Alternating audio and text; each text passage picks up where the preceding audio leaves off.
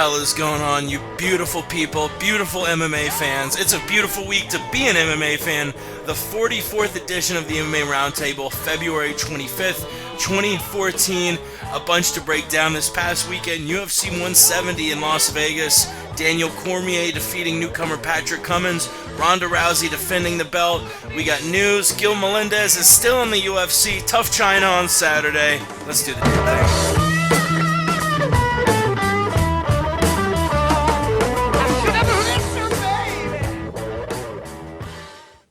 And we appreciate the hell out of you taking some time out of your Tuesday afternoon or Tuesday night or whatever point this is in during the week, because we are available to listen back to on iTunes or the YouTubes. If you just search the MMA Podcast or the MMA Roundtable, visit the MMApodcast.com. Up at the top, there are little tabs. You can click iTunes or YouTube. Go to the channel, subscribe to either one or both if you're feeling frisky. This is the MMA Roundtable. We do it every Tuesday afternoon, like I mentioned. If you are listening live, we encourage people to chime in and be a part of the show. You either can tweet us at the MMA Podcast, or you can call in 213-457-3380, or if you want to save a little bit of coin, our Skype name is the MMA Podcast, all one word. Enough rambling for me. Joined by two of my favorite blokes, literally my two favorite people residing in the United Kingdom. I love them to death. The first one is interviewing a bunch of MMA fighters. You can check out those interviews if you search MMA Mental on YouTube. Subscribe to them. Make sure you check out every video they release. Ray, what the hell's going on? How are you doing, buddy? I'm doing good, thanks. Thanks for the intro. Yeah, we've got some. We're focusing very much on post-fight interviews at the moment. So we're publishing interviews from the biggest promotions in the world, UFC, of course, and other promotions as well that are up there. Last week I interviewed quite a lot of the winners from Cage Warriors. This week so far, I've just interviewed Aljamain Sterling. I've just published that now, and I've also interviewed a top UK heavyweight. He's a guy worth looking out for. His name's James Mulhera, and he's 5-0. And he's number 2 ranked in the UK now, behind his training partner Phil DeFries. But I think he's only young, so he's certainly. I think he's going to make an impact on the international stage soon. So he's certainly one to look out for. But yeah, check me out. You can follow me on Twitter at MMA Mental, and you can also check me out on my YouTube channel, which is MMA Mental. MMA Mental. Make sure you check it out. We also are joined, like I said, my two favorite people in the UK.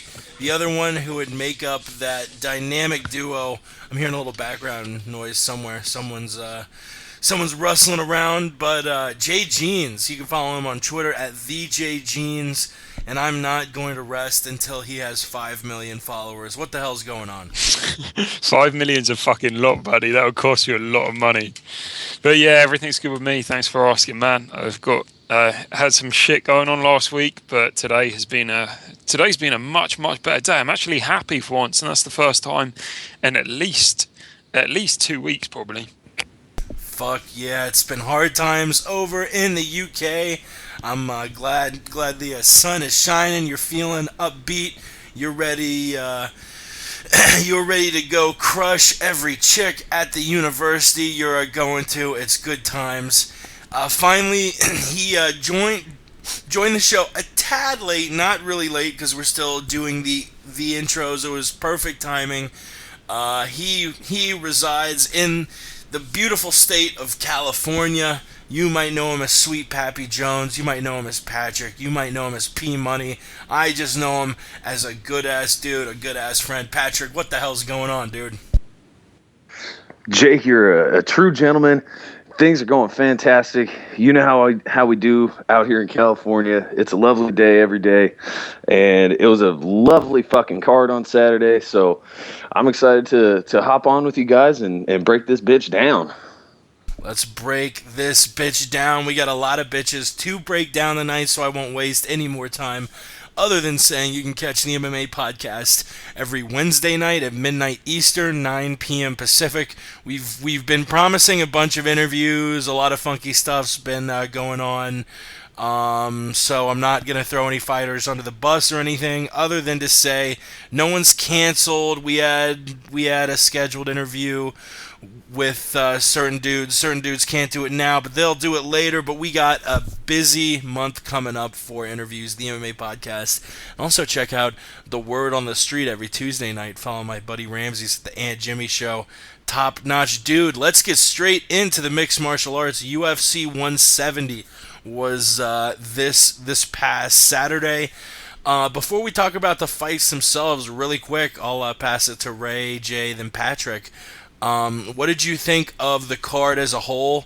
You know, the two cards before are both tied for having the most decisions with 10, so we definitely got a lot more finishes on this one. I think 4 of the 5 fights on the main card were finishes. But, yeah, what did you think of UFC 170 as a whole, top to bottom, Ray? Yeah, as a whole, I thought it was good. I think the main card outshone the prelims, in my view. There was 5 decisions of the 6 prelims. But yeah, overall, it was a good card. But the main card was definitely the strongest part of this card, which isn't always the case. But I think it's nice when it is the case. Jay? I didn't actually catch the Fight Pass prelims. I sound like I'm doing it again. I sound like I'm deliberately missing them. I need to sort out this Fight Pass account. But yeah, the prelims, from what I saw of the Fox One and everything, they were good. But yeah, the main card, it was all about the main card. The main card was epic against the prelims, and we've had some rough spells. So it's good to have finally a card delivering. It's nice. Word. Well, I was actually just talking about the card as a whole, but now that we're talking about the prelims, Ray, what did you think of those 2 lightweight fights? I believe Eric Koch. Don't forget to ask Patrick what he thought about the card. Yeah, I know, but now that we're talking about the prelims, I'm just going to go ahead and knock it all out. So I'm passing it back to you, Ray, you son of a bitch. What did you think of the prelims? Okay, sorry. Fight Pass prelims then. The first fight I didn't enjoy. I thought the first fight was pretty boring. It was nothing really happened. There's nothing really to report. I know they were both making their debut. The fight could have gone either way, and it was actually the only fight I predicted wrong of the prelims. I got every other prelim right apart from this one, but it just didn't inspire me, that first prelim. The second prelim was good, of course. Eric Koch did look really good. It was nice to see him. He'd had a bit of a tough run, and of course he's roommates with Mike Biggie Rhodes, and of course, as we stated before, got a good relationship with Mike Rhodes. So it was nice to see Eric Koch get back on track. I don't think you can take too much from this because the guy he was facing isn't very good, but he still won in impressive fashion. So I hope that he's able to make a decent run and maybe break the top 30 of the lightweights, which would be a hell of achievement. These Brits are mixing me up. Jay's skipping ahead. Ray's wondering why I'm going back in reverse, so I'll pass it off to a true American, a Californian. Patrick, what did you think of the card as a whole? And we'll also get to the prelims. What did you think of those 2 fights? Oh, for sure. The Fight Pass prelims, like Ray said, the first one, Yostani Cedeno versus Chavez. I forget his first name. Just not a whole lot going on. Speaking of Biggie, it almost reminded me of Biggie's debut. It was just, 2 guys making a short notice debut. Not a whole lot of action. You don't know if it's nerves. You don't know if it's conditioning, timidity, whatever it is. It just wasn't particularly. Let's be honest. It was a garbage fight. Eric Koch versus Rafael Oliveira. That was sick. Eric Koch looked like a G. He's the only dude to knock out Rafael Assunção. Of course, Assunção is now at 135. Eric Koch's moving up to 55. And I really liked it. I think Oliveira, he's tough. If I'm not mistaken, I want to say he went the distance with Cowboy Cerrone. I could very well be mistaken. Maybe it was just a later finish in that. But he made quick work of a dude that has some legit chops. Especially compared to the fighters in the first fight. So, Fight Pass prelims were entertaining for the Koch finish, but that was really the only highlight to note. The card overall, I thought was fantastic. I was really debating on whether or not to even order this card, but then I said, you know what? You got an Olympic silver medalist in wrestling, bronze medalist in judo. This card was the epitome, especially the main event, is the epitome of why the sport of mixed martial arts was invented. You got Olympic medalists in two separate sports, put them in a cage. Let's see how they do. And man, I thought the whole card from top to bottom was pretty sweet. Yeah, actually, I did the exact same thing. It was well worth it. You have Ronda Rousey, a bronze medalist in judo, Sarah McMahon, a silver medalist in wrestling. I heard a lot of lot of whisperings that the field in judo is a much better field normally than the field in wrestling. So Ronda's bronze was more impressive than Sarah's silver, and both entered MMA around the same time. Both had never lost. I wasn't really that intrigued in the co-main event, really. I mean, I was saying Wolf tickets from the start, and we saw what we saw. But to back up to the UFC Fight Pass, Ernest Chavez defeating Yosdenis Cedeno via split decision. Actually, the only upset on the entire card out of, I believe, 11 fights. Every single favorite won except for Yosdenis Cedeno. Eric Koch moving up to 155. Patrick, you make an excellent point. Rafael Asunciao, who actually fought on the prelim card, he might be next in line to fight Renan Barão if Dominic Cruz can't come back. And Eric Koch knocked him out. So yeah, we're talking about a bantamweight title contender and a lightweight. That's two weight classes removed from one another. But guys like Rumble Johnson have proved that moving up in weight can be a viable move. It's not always the move to go down, which you see a lot more often. Speaking of guys who have moved down, we'll shift gears from the UFC Fight Pass to the UFC Fox Sports 1 prelims. Zach Makovsky, former bantamweight champion, has moved down to flyweight.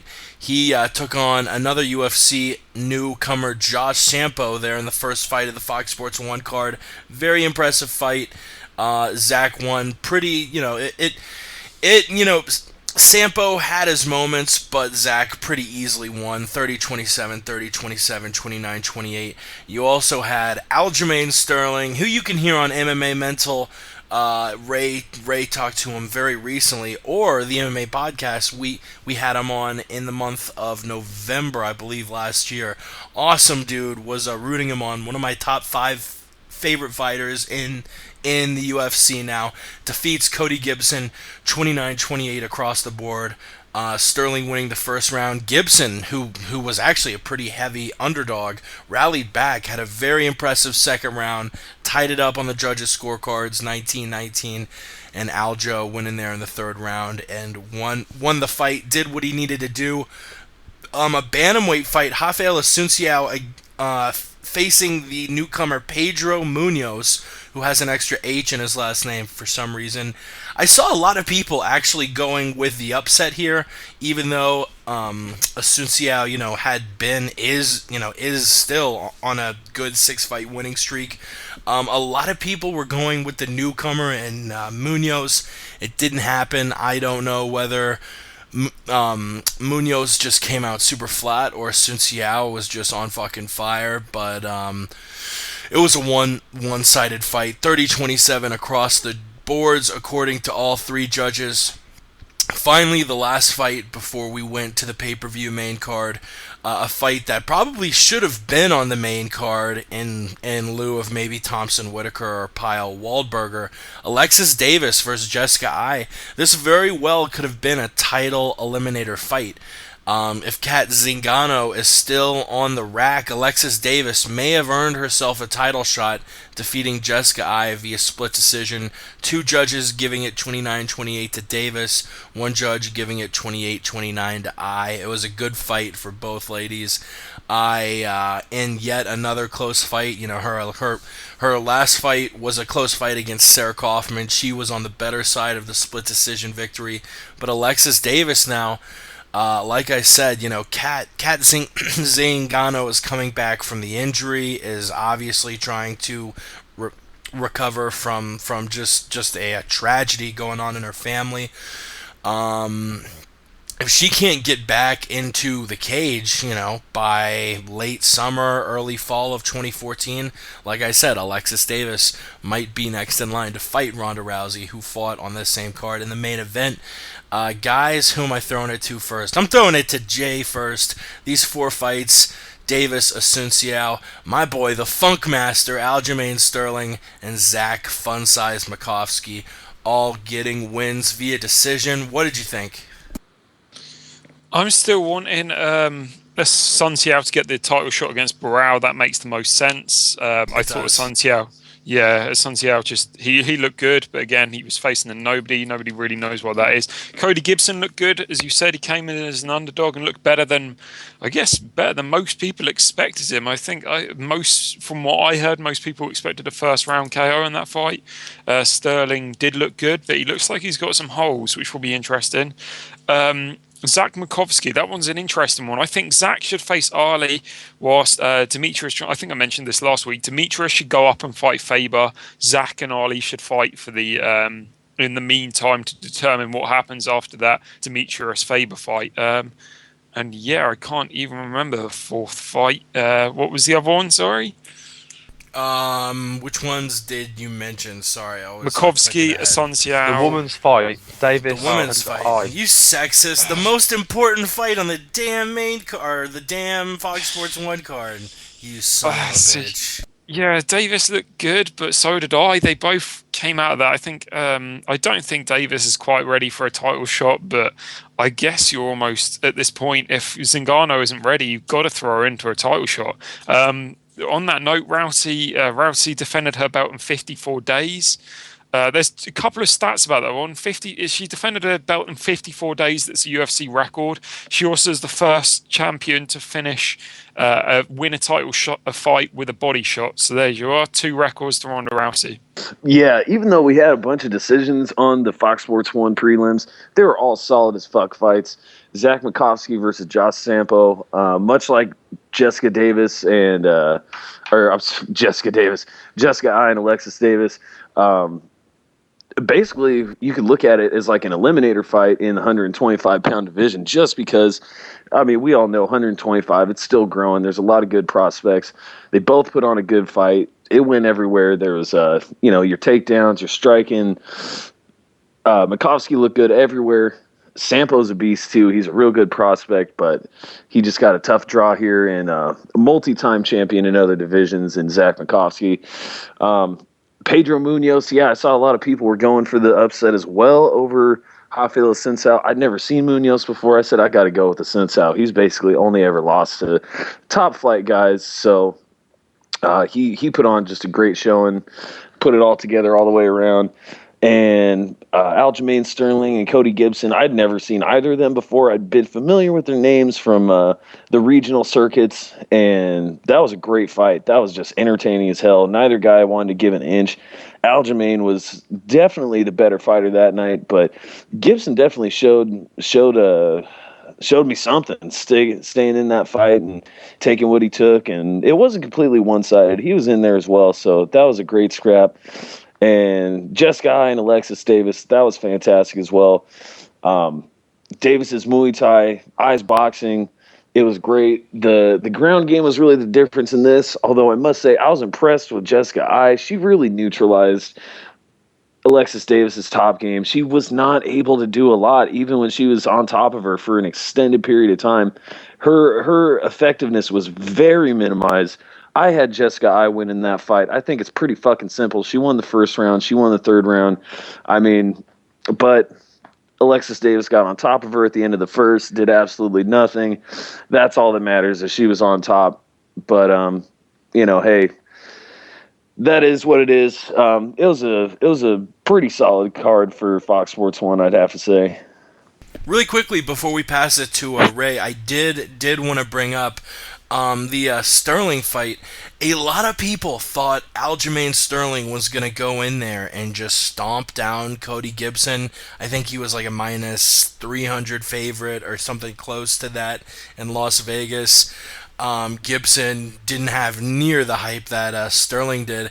I think it was a combination of two things. One, I actually saw Sterling talking about it on Twitter. He's never fought outside of New England, where he's from. He trains with Sarah Longo over in Long Island in New York City. He's used to fighting at sea level and fighting, where it's not super dry. People will say, "Oh, it's excuses." If you're traveling to elevation, which Vegas isn't what Denver is at a mile high, but I still think Vegas is a good 3,000 feet, 3,500 feet, which is still a good bit of elevation plus the dryness. People ask me all the time when I moved to Florida, very humid, very it's at sea level pretty much now. Now I'm in Denver. People ask all the time, what is the elevation like? And I'm like, yeah, I definitely get winded a lot sooner when I'm jogging or working out. But honestly, the thing that affects me more than anything is the dryness. Like when I first got here, one of the first things I did, I brought a moving truck here. I had to unpack my moving truck, and I had a gallon of water, a little jug of water in the truck. And I drank that entire jug of water in 20 or 30 minutes. I was working out and exhausted, but instead of having humid air, the dry air just sucks everything out of you. So I don't want to make excuses for Sterling. I think Gibson is a lot better than a lot of people thought he'd be. Gibson is a name we might hear. I don't know if he rises up to maybe get close to a bantamweight title. I don't know him that well, but definitely good enough to keep a UFC contract for a good while. Both of them are super young. Sterling at 24, Gibson at 26. Gibson, I think, was on a 6 or 7 fight winning streak before the UFC signed him. So that's my quick rant on my boy Aljo. Ray, what did you think of these 4 fights? Break them down for us, brother. Just picking up on what you were saying there about Aljamain, it's funny enough because I know you said I've spoke to him recently. I spoke to him about 2 hours ago, and he did say exactly that. He said about the dryness. He said before he went into the cage, he could feel the dryness in his throat. So that was one of the things he actually said in the interview, which I thought was quite interesting. It was a good fight. I think Cody was a lot tougher than what people gave him credit for, and Cody will obviously will get under the fight in the UFC. Aljamain confirmed in my interview that he's got a 4-fight deal, which is quite good. And he also, I'm not going to tell you what he said, but he also said he also picked out a few possible opponents of people he'd like to face in his next fight. So it's worth listening to the interview to check that out. Zach Makovsky, Josh Sampo. Makovsky looked great. I mean, he's now come in. He's had 2 really, really impressive victories because a lot of, before Sampo joined the UFC. I mean, Sampo won his first fight, and obviously lost this one. A lot of people had him ranked top 5 already in the flyweight division before he'd even been in the UFC, especially if you look at the Fight Matrix rankings. So Sampo's quite highly ranked, but Makovsky, I mean, after beating Scott Jorgensen, then beating Josh Sampo, he's right up there in the title picture now. And with it still being a new division, there's still a lot to establish. Where it might be harder to get a title shot in some of the more bigger divisions, but I think Zach's right in line for a title shot. I wouldn't be surprised if he was to get the next title shot. Assunção Munoz, there wasn't really much in that fight. It was very one-sided. I don't understand why there was the hype on Munoz, because I looked at his record before, and he hadn't beat anyone that was. There wasn't a name on his resume that jumped out to me. And Assunção in Assunção's last fight, I mean, it was close, but he still got a win over TJ Dillashaw. Dillashaw's been on a phenomenal run of late. I'd be interested. I know Jay mentioned there about Assunção for the next title shot, and there's no doubt that Assunção's right up there. And if he was to get the title shot, I don't think anyone would bat an eyelid because he's certainly earned it with the run he's on. But what I'd like to see personally, if it was my choice, because Assunção and Holloway's first fight was so controversial. Assunção and Dillashaw's first fight was so controversial, and some people felt Dillashaw won. It was a really, really close fight. I know Dillashaw felt he won. I'd like to see them rematched, and then the winner of that fight for the title. Alexis Davis, Jessica Eye, it was a close fight. It's a shame for Jessica Eye because, of course, she won her last fight by split decision, but that fight's been ruled no contest now because she failed a drugs test. I believe it was for cannabis or weed. I think, if I remember reading that right, but I might be wrong there. But Alexis Davis, she won. She looked good. She's won a couple of. I think she's won 3 fights in the UFC now. I know she beat Rosie Sexton in her debut. Just checking now. Yeah, she's on a 3-fight win streak in the UFC and a 5-fight win streak overall. She's beat Rosie Sexton, Liz Carmouche, of course, who's fought for a title already, and she's beating Jessica Rai. The only criticism probably for her at the moment is that she hasn't finished a fight. And with regards to facing Ronda Rousey next, I don't really think who it matters. Who faces Ronda Rousey next? Ronda Rousey's now in that category of with her being the champion of. There doesn't seem to be anyone in a division at the moment who can compete with that. I honestly thought, we'll talk about this later, of course, but I thought the main event was going to be a lot closer, and it wasn't. The other talks, of course, for the main event for Ronda Rousey is Cyborg, which would push Alexis Davis further up. But I think whoever Rousey fights currently that's in the women's bantamweight division, I think Rousey beats anyway. Yeah, as far as competition for Rousey, within the UFC, we've seen Rousey dominate Liz Carmouche, even though it should be noted that Liz probably came the closest to beating Ronda Rousey than any of her opponents. She beat Miesha Tate. She finished Tate twice. I honestly thought Sarah McMahon was the biggest threat to Ronda Rousey in the UFC at 135, and she finished it in the first round via strikes. So looking outside of the UFC, the 2 names I keep hearing are Cyborg, who we actually are going to talk about. She's going to drop to 135, wants to join the UFC. Dana White says she's got to prove she can fight there first. We'll see what happens there.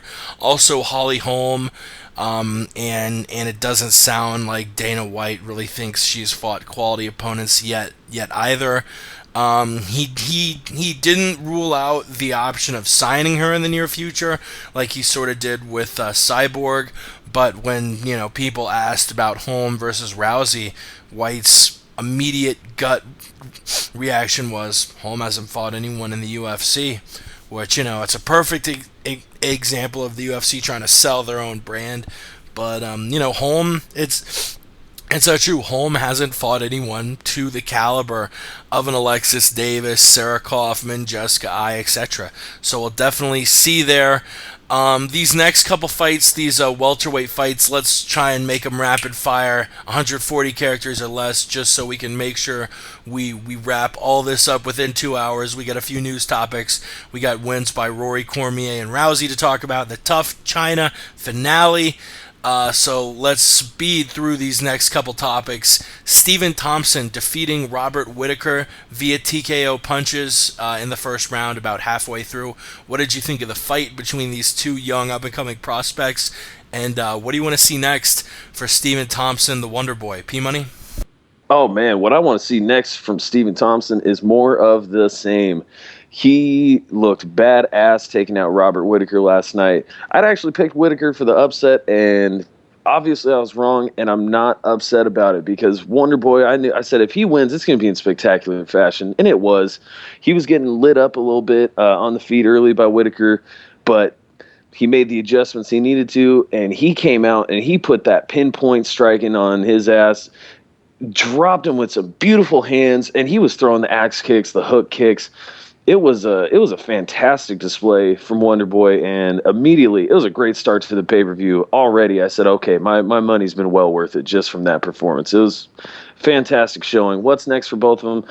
I got no clue. I hate playing matchmaker. These divisions, there's so much shit going on, but I say build him up slowly. That's the key. I didn't see how Whittaker could win this fight because what Whittaker's shown us so far is that he likes to strike. You don't strike with Stephen Thompson. I mean, even when Stephen Thompson's one loss at the moment is to Matt Brown. But if we remember that fight, he was lighting Matt Brown up on the feet. Matt Brown won because he changed his game plan and he started taking Thompson down. On the feet, he was rocking Matt Brown, and Matt Brown hits hard.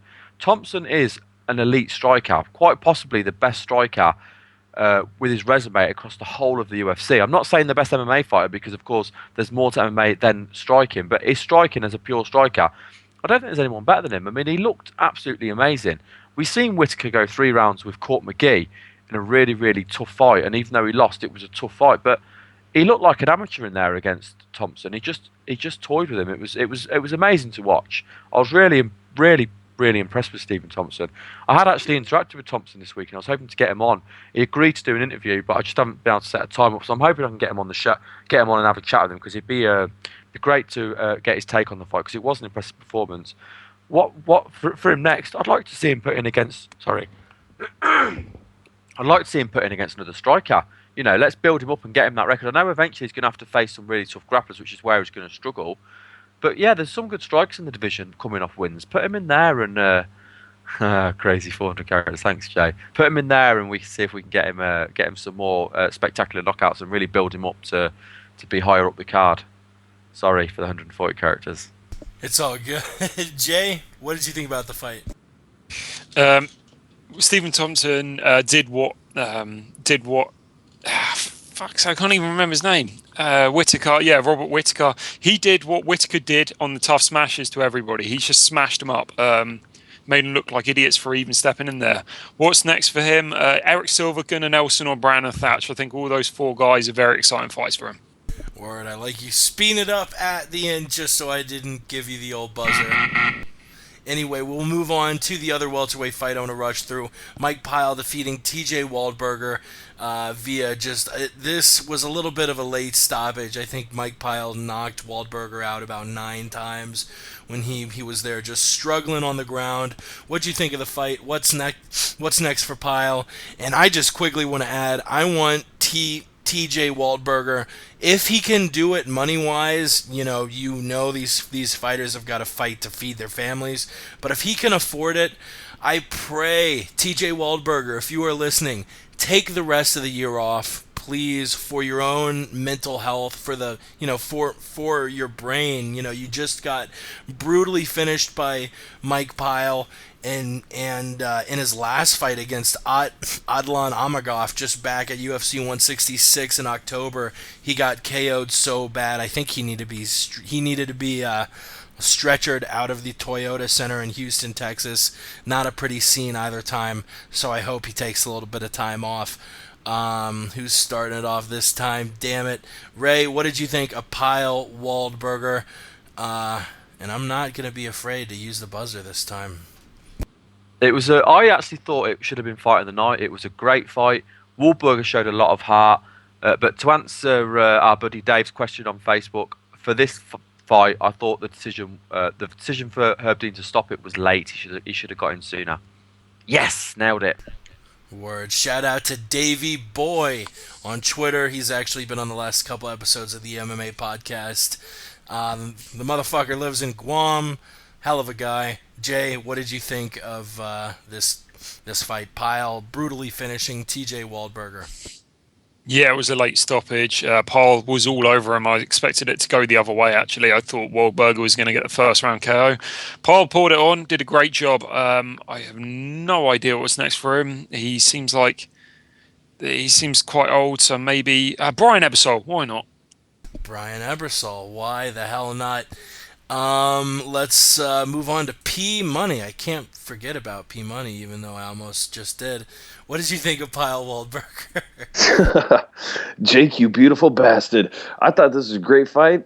Nice back and forth affair. Waldberger, God, I wish his hands had come along just a little earlier in his career. He's had so many fucking knockout losses. It's a fucking tragedy. Herb Dean, Davey Boy, to answer your question for this fight, yeah, this was a late stoppage. Dana White was saying at the post-fight press conference, I thought it was late live, but then watching the replay, it wasn't that bad. What the fuck are you talking about? If it looks bad live, which it was, I think we can all agree that was a fucking curb stomping. That should have been stopped a lot earlier, especially given Waldberger's track record. He's got like 7 knockout losses. He went into that fight with 6. Should have been ended way quicker. I mean, Jesus Christ. Great fight up to that point, but man, you got to feel for Waldberger in that. And Herb Dean, what the fuck are you doing? You're fucking up left and right.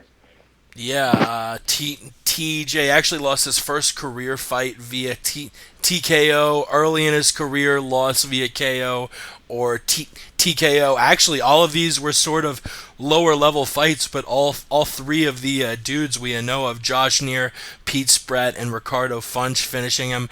Then he got knocked out by Johnny Hendricks, of all people, the hardest hitter in the welterweight division back in 2011.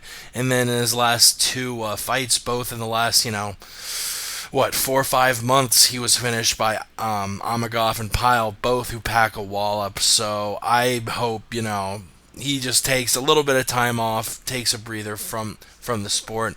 He could probably use it. We'll move on to another welterweight fight, a fight we might delve into a little bit deeper. Rory McDonald defeating Damian Maia via unanimous decision. Early in the fight, Rory definitely had problems with Damian Maia, but was able to sort of get his head back in the game, figure out a way to defeat Damian Maia.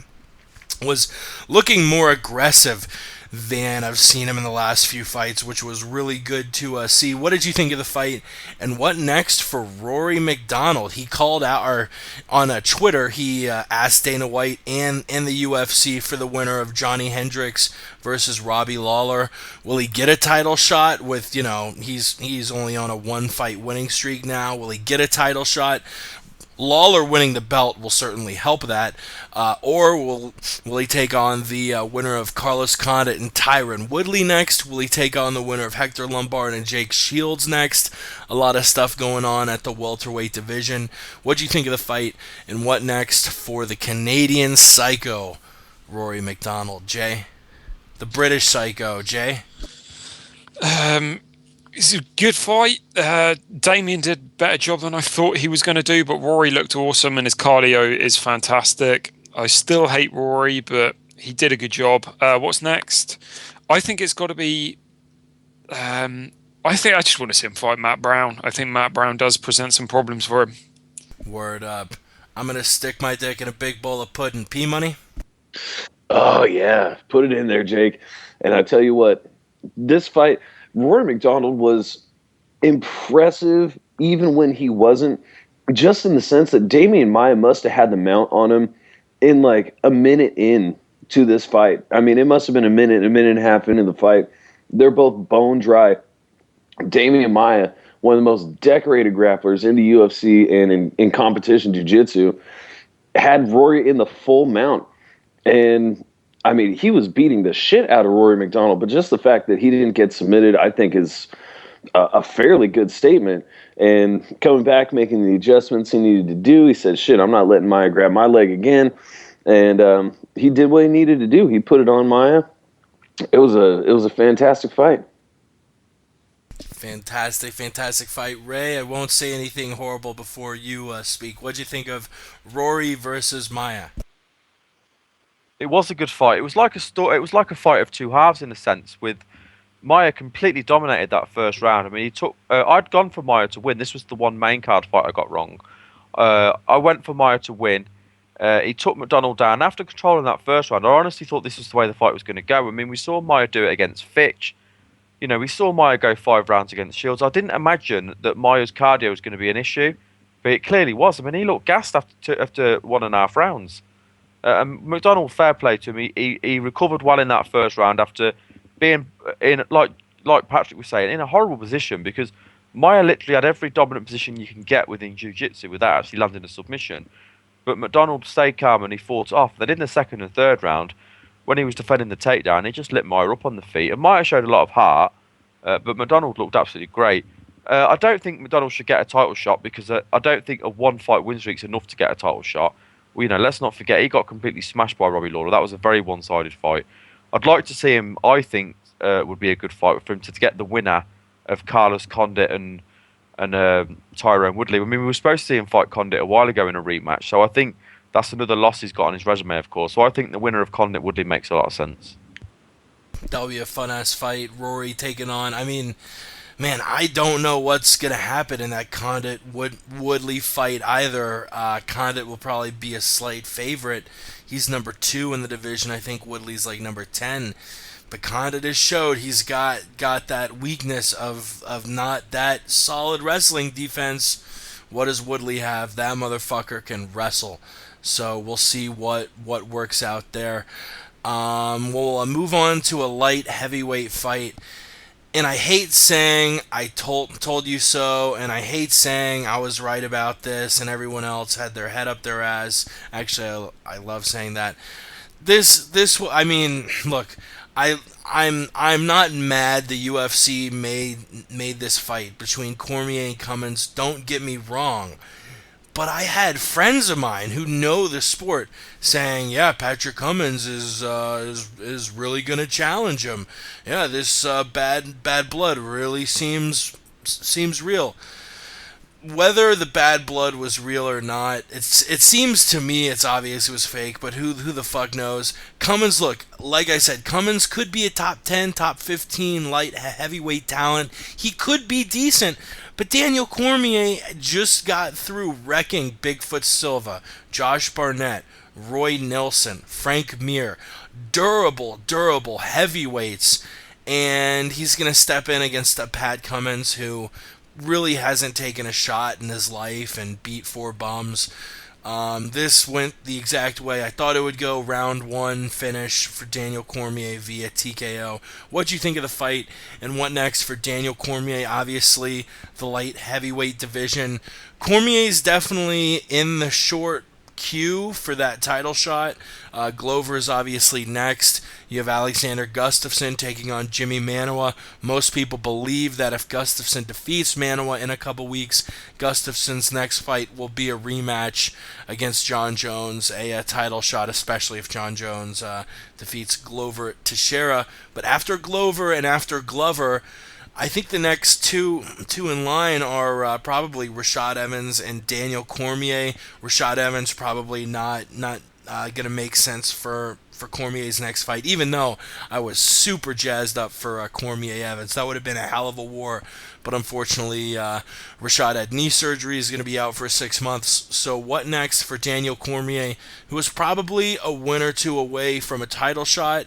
You have other fights going on that are scheduled for the next few months at light heavyweight. Maybe the winner of Rumble Davis at UFC 172 next for Cormier. Maybe the winner of Shogun versus Hendo. I heard that floated out there. I think the winner of Rumble Davis would be a lot more likely, because I don't know if the winner of Shogun versus Hendo would be nearly as close to a title shot as Cormier. Both of those men obviously coming off losses. What do you think of the fight? What next for DC? P Money Murder? What are your thoughts? Okay, let me start off by asking a question just real quick. Gentlemen, Yeah. did anybody not pick this fight to be a first-round knockout for Daniel Cormier? I picked it as a first round knockout. Okay, I picked a decision because I'm sad. Ray, What the hell? Yeah, that's okay. Point being, though, I mean, really, this fight was a foregone conclusion. This was a Strike Force style, just fucking garbage matchup. I mean, I don't know who the fuck thinks if you're working at a coffee shop, you're any kind of legit contender in any respect. I mean, yeah, like Jake said, maybe he can come in, do some good things.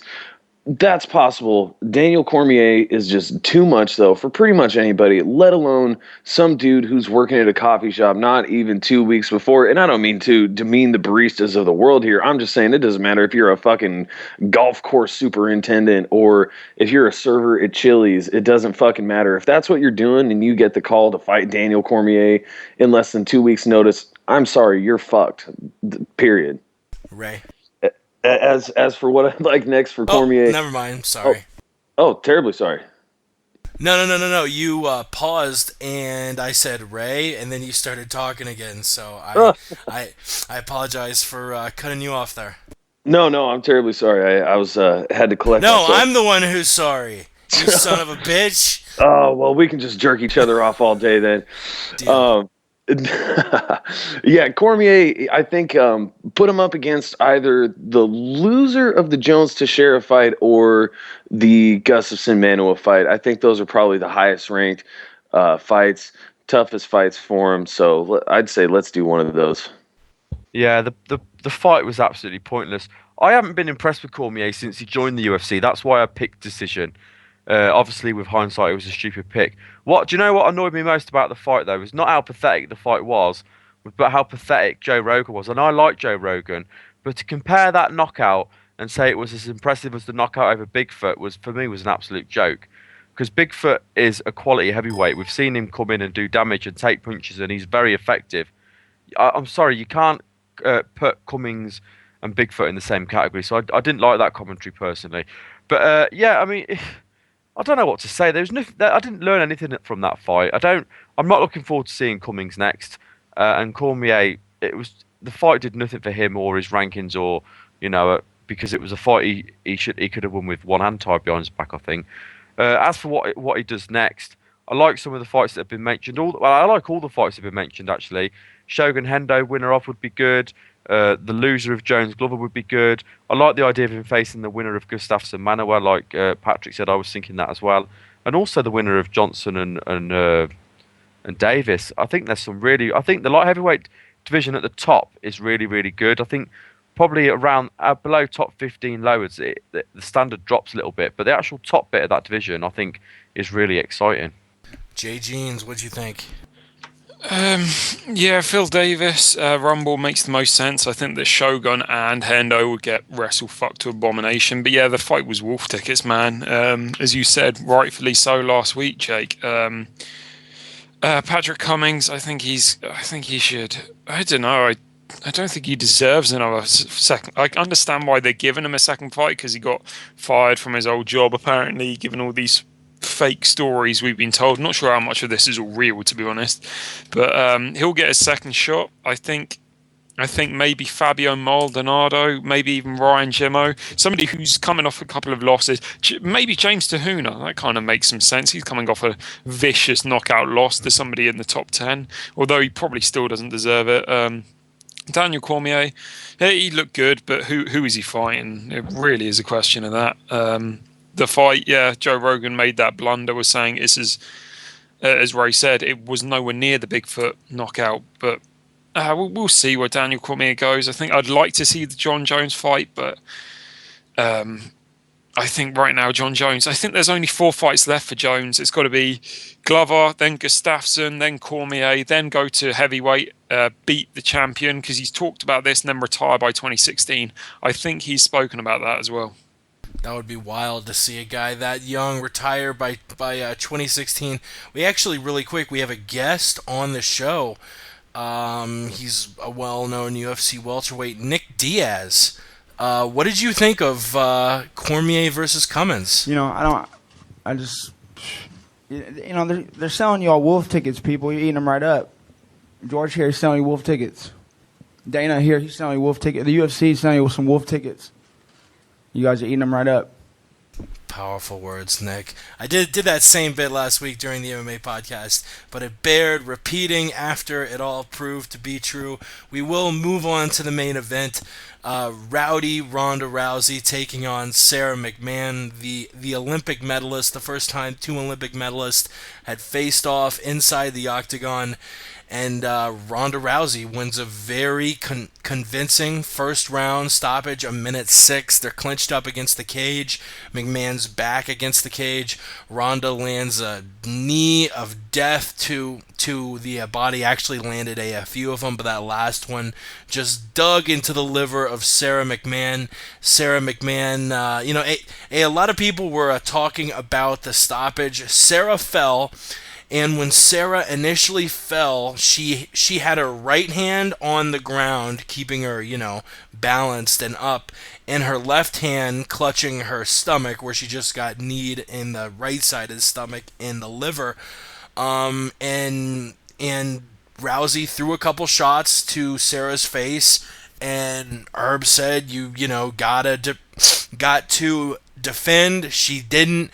Unfortunately, Herb stopped it just as Sarah was getting up, and Sarah definitely was getting up. A lot of people thought it was a bad stoppage, and sort of like with Barao Faber, a lot of people were on Herb after that. I agreed with Herb there, and I actually agree with Herb here. I think that she was dropped. She was clutching her stomach. Anyone who's ever been hit in the liver, whether it's combat sports, whether it's hockey, you can't physically guard your face. It's not something you have to, it's like an instinct where you dropping and you clutching your stomach isn't a conscious choice. It's something you have to do because you just got nailed in the fucking liver.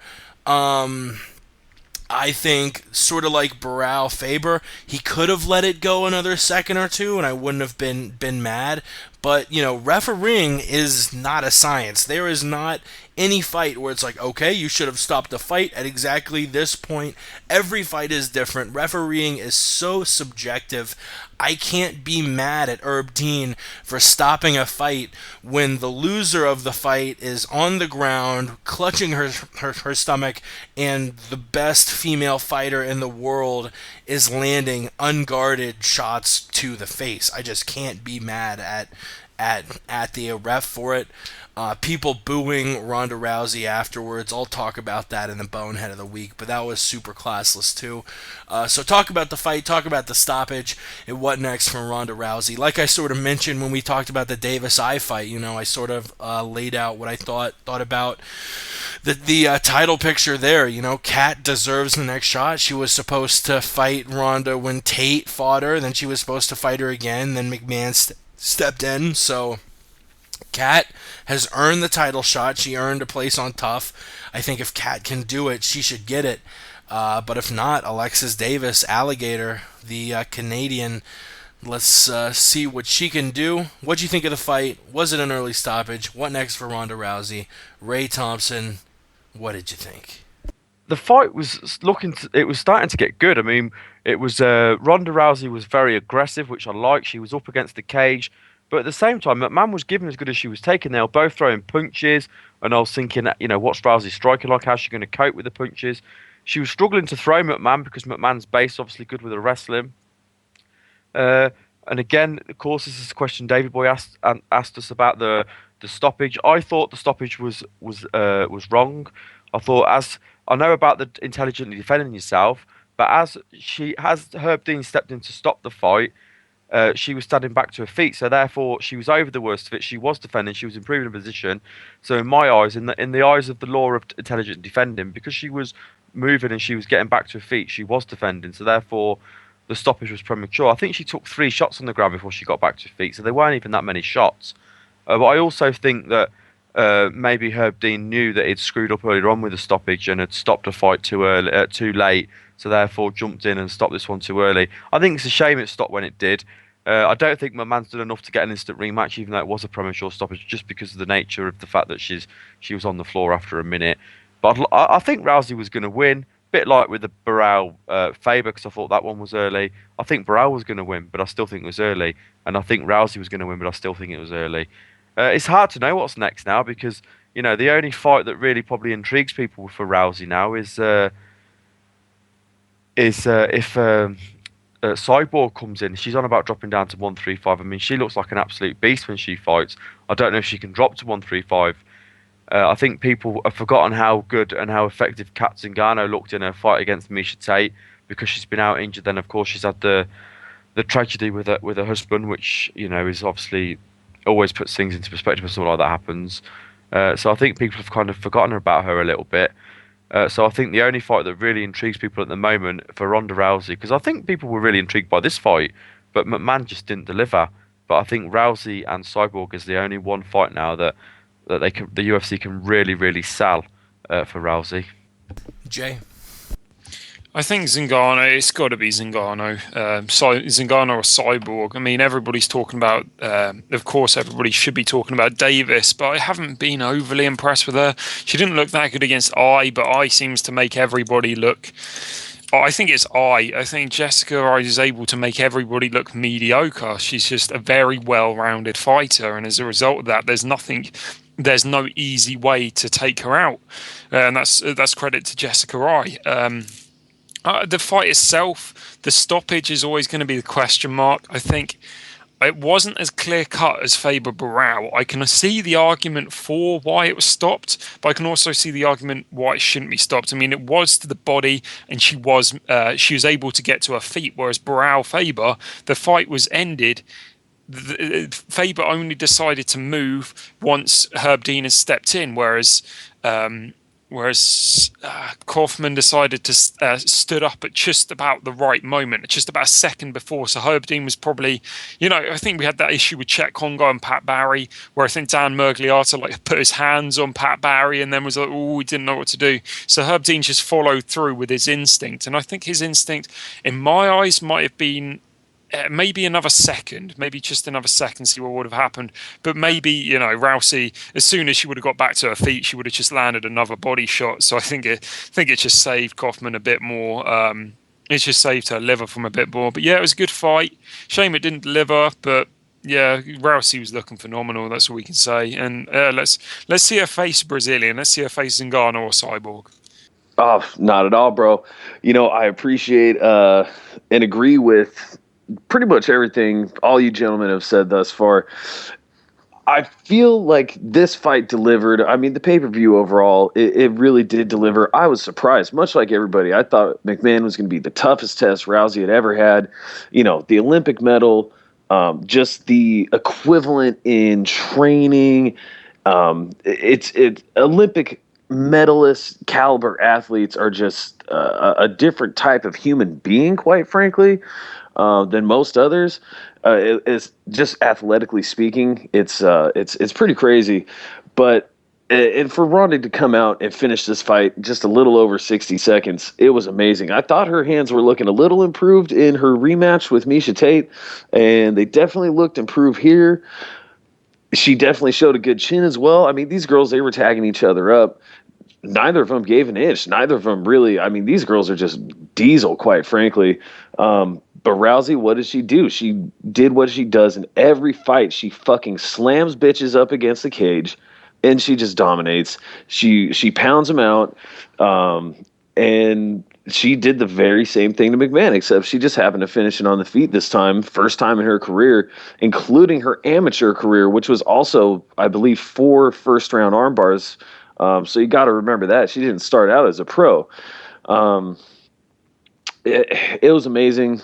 I think for her, definitely it has to be Zingano, provided her rehab. If not, Davis is there with the 3-0 streak.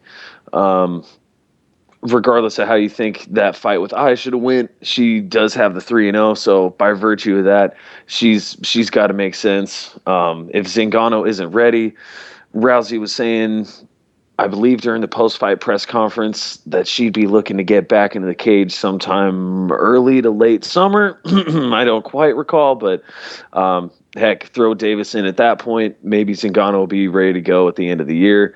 As far as Cyborg, at this point, honestly, I pick Rousey to beat Cyborg straight up. Like, Cyborg just rushes chicks with these crazy punches. If she tries to rush Rousey like that, she'll get tossed.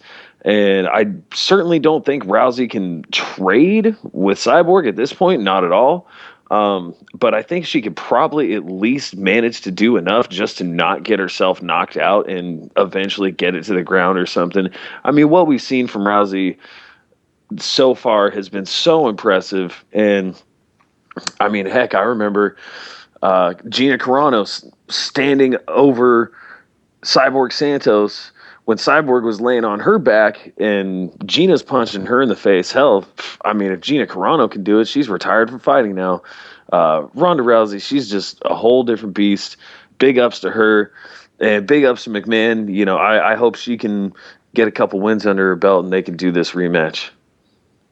Yeah, like I said before, I think if they fight 10 times, I think Ronda finishes it this quickly, maybe twice or 3 times maybe. I think Ronda wins a majority of the fights, but Sarah McMahon is a game competitor. That's the first loss of her MMA career, and you know what? I don't think we've heard the last from her. So I guess that wraps up UFC 170. Unless any of you guys got anything else to add, we'll try and fly through these boneheads. We got the news coming up. Guess that tweet, and then we'll break down TUF China for you really quick. But first and foremost, let's get to the damn bonehead, y'all.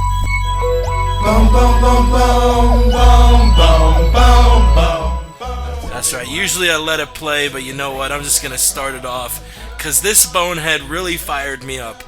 UFC 170 was a card I liked. I enjoyed watching it. Cormier and Sterling both belong in my top 5 favorite fighters. Ronda's one of my favorite fighters. All my people won. I ended UFC 170 with a big smile on my face until Ronda Rousey was interviewed by Joe Rogan after her win, and the entire crowd in Las Vegas booed Ronda Rousey.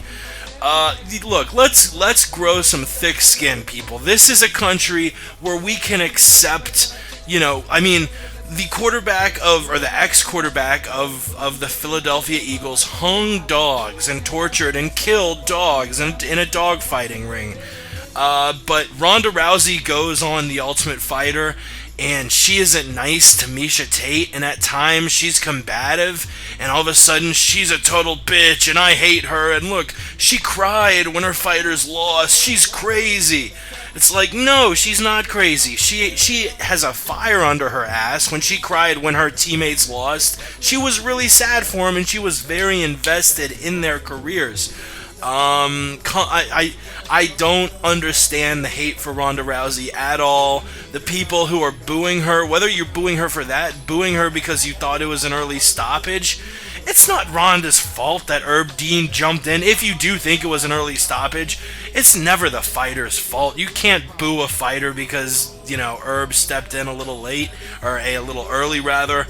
So my bonehead of the week is the UFC 170 booing crowd, especially the one dude. I don't know if any of you guys caught it.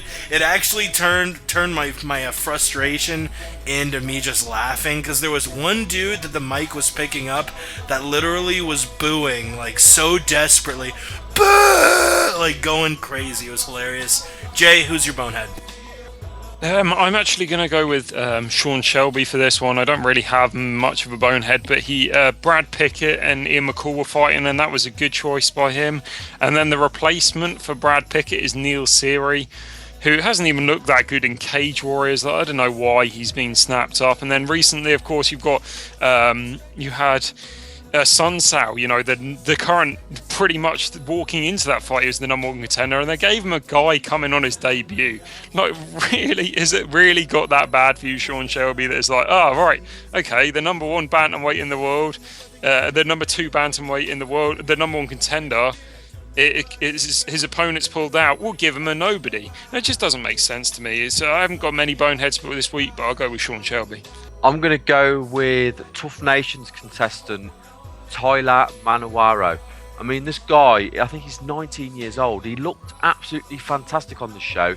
He had a really, really tough fight against one of the Canadian guys I'd actually heard of, and he won. It was really, really impressive. And then it comes out that he's posted something on Instagram. Now, I want you to know that this isn't my post. I'm reading what he posts on Instagram so you can see how stupid this guy is. And I obviously don't agree with what I'm reading. But basically, on his Instagram, he's got a picture of a black baby, probably the baby's less than 2 years old, in a trolley. And it says, get used to looking through them. Or a shopping cart. A lot of people in the U.S. don't know what a trolley is. He is in a shopping cart, a metal shopping cart, and he's looking through the grid of little tiny wires on the side of the shopping cart. That's right, yeah, of course. Shopping cart, we call it a trolley in the UK. But yeah, it's a shopping cart. It's the same thing as what we call a trolley in the UK. And it says, get used to looking through them bars, little, and then I'm not even going to say the N-word because I don't like that word, but it says the N-word. And of course, now, after such an impressive performance on the show, with that kind of stuff, the UFC have rightly has said, you're not going to work for us, and they've sacked him. So for that reason, my bonehead of the week is Tyler Manowaro. P Money.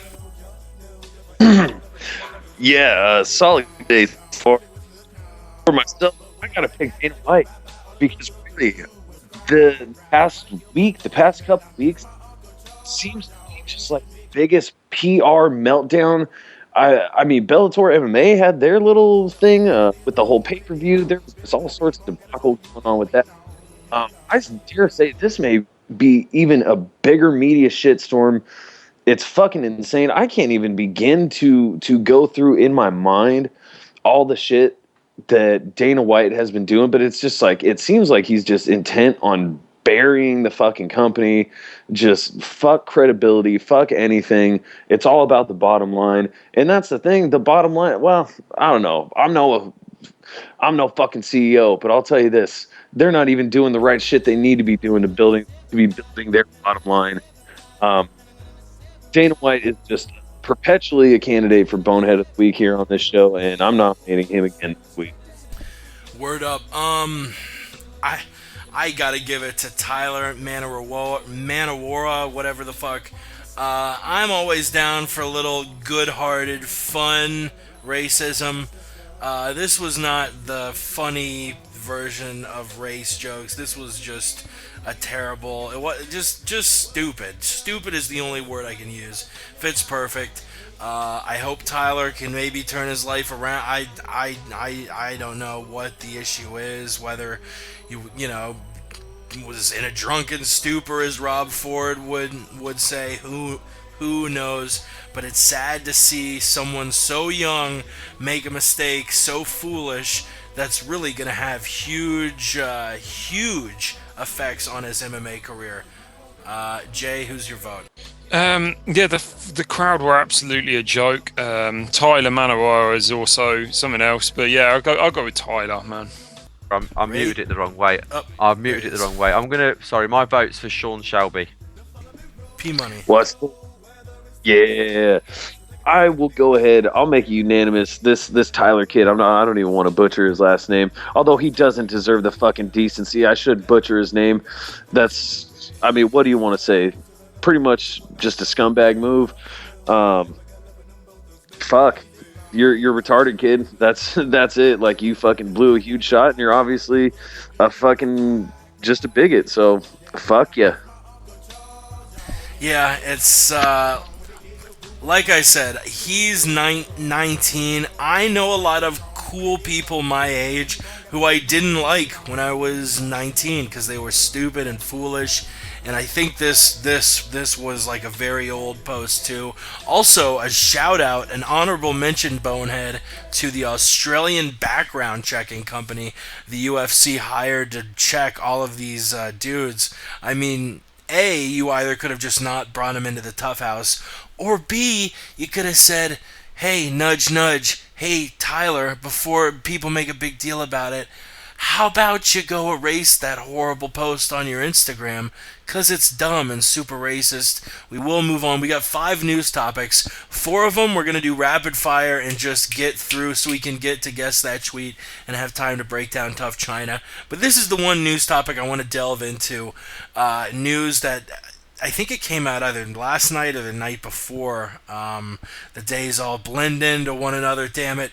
No, Dana White, we had heard about Gilbert Melendez. Last week we talked about Gilbert Melendez possibly going to Bellator. He had signed to Bellator, but the UFC had matching rights. So would he end up going to Bellator?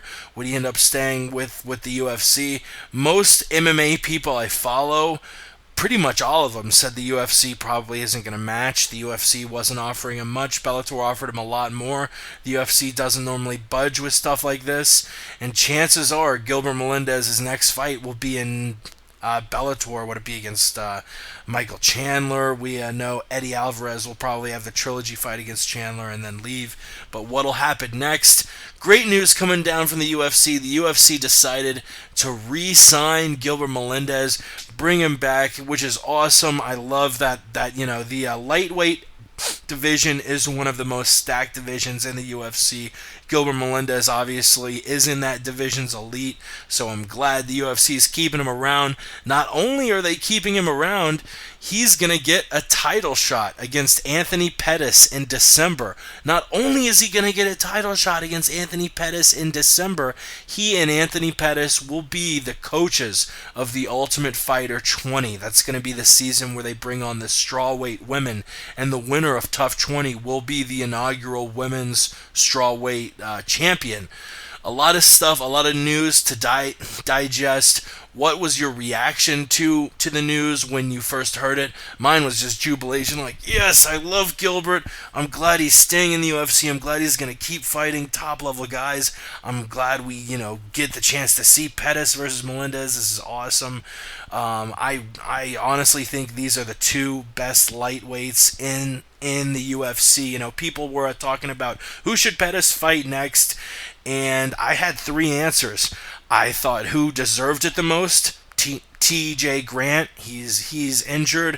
What fight did I want to see the most? Aldo, I thought that would be exciting as hell. But who do I think is the true number 2 in the lightweight division behind Pettis? I think it's Gilbert Melendez. So we're really going to see who is the king of the lightweight division. And more importantly, who you got? Tony Pettis versus Gilbert Melendez. Jay, what was your reaction and who you got in the fight? I was quite pumped. I think I kind of expected this. It was either going to be Jones versus his next opponent, or it was going to be Pettis. Melendez, I think Pettis has a ton of potential right now. I mean, he's got a hell of a highlight reel. So I guess I expected the UFC to start trying to make a big deal of him, as he could be. He could be the brightest star the UFC has. Just the way he fights, very entertaining. I'm hoping Pettis pulls it off, man. And if Diego Sanchez can drop Melendez in the third, I think Pettis might be able to do some damage. Absolutely, Jay. I think I was just as elated to hear that Gilbert Melendez was still going to be in the UFC. It's where he needs to be. This is a great fight with him and Anthony Pettis. I'm bummed we have to wait till December. This is I don't like that too much, but it's going to be a friggin' barn burner. I'm going to have to take Anthony Pettis, of course. He's just a beast. Of course, Melendez does have that wrestling, and if I'm not mistaken, Pettis does have that loss to Guida, and that always just kind of makes me cringe a little bit. But the way Pettis has looked lately, he's just beasting these days, so I got to take Pettis in this. I think I was happy when I saw this. I think they're two really high-profile lightweights. I didn't want to see Gilbert Melendez leave the UFC, but at the end of the day, he's got to do what's best. I think if you want to be the best fighter in the world, you've got to be in the UFC. If money was more important, then maybe he would have gone to Bellator. I imagine that if they haven't been able to match the money, I imagine that coach on The Ultimate Fighter was a big thing that's helped him to stay. And to be number one, you've got to beat number one. And at the minute, Anthony Pettis is number one. So if he wants to prove he's the best, then that's what he's got to be doing. I think the other interesting thing for this, I think them as coaches on the Ultimate Fighter as well, I think that's fantastic. I think it's great for the strawweights that are coming in. I think the female fighters are going to come in and really make an impact. I think they're going to be so exciting, and to have coaches like them too, I think will be amazing. The other thing that I think is interesting is that Gilbert Melendez, of course, trains with the Diaz's and Jake Shields. So hopefully, one of the Diaz's, I'm hoping Nate will be one of his assistant coaches. So I think that would be epic, because we know that Nate Diaz and Anthony Pettis have had a few words in the past as well. So to have them all on the same season, I think would be amazing. Yeah, it's when you bring on coaches, it's not just the coaches. You've got to think of the teams, like Vanderlei versus Sonnen. Sonnen brought all of his coaches. Jamie Huey, Clayton Hires. This is gonna be a really awesome. Just as far as coaches go, you have Team Pettis, which will be Team Rufus Sport.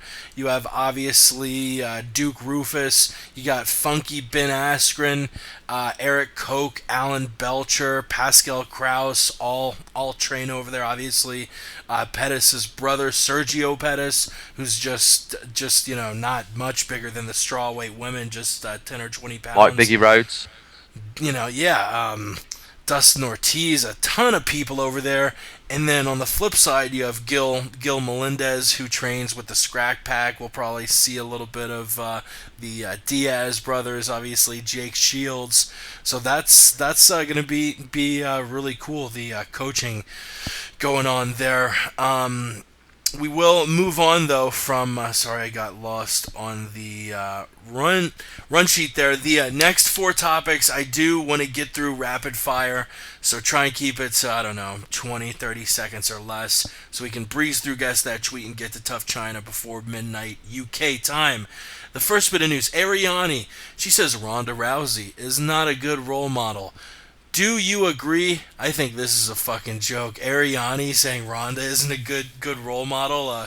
Someone who just flashes her ass and titties, saying that a elite martial artist who was mean to a girl who was mean to her on TUF, she's not a good role model. Shut the fuck up, Ariani. Patrick, what do you think?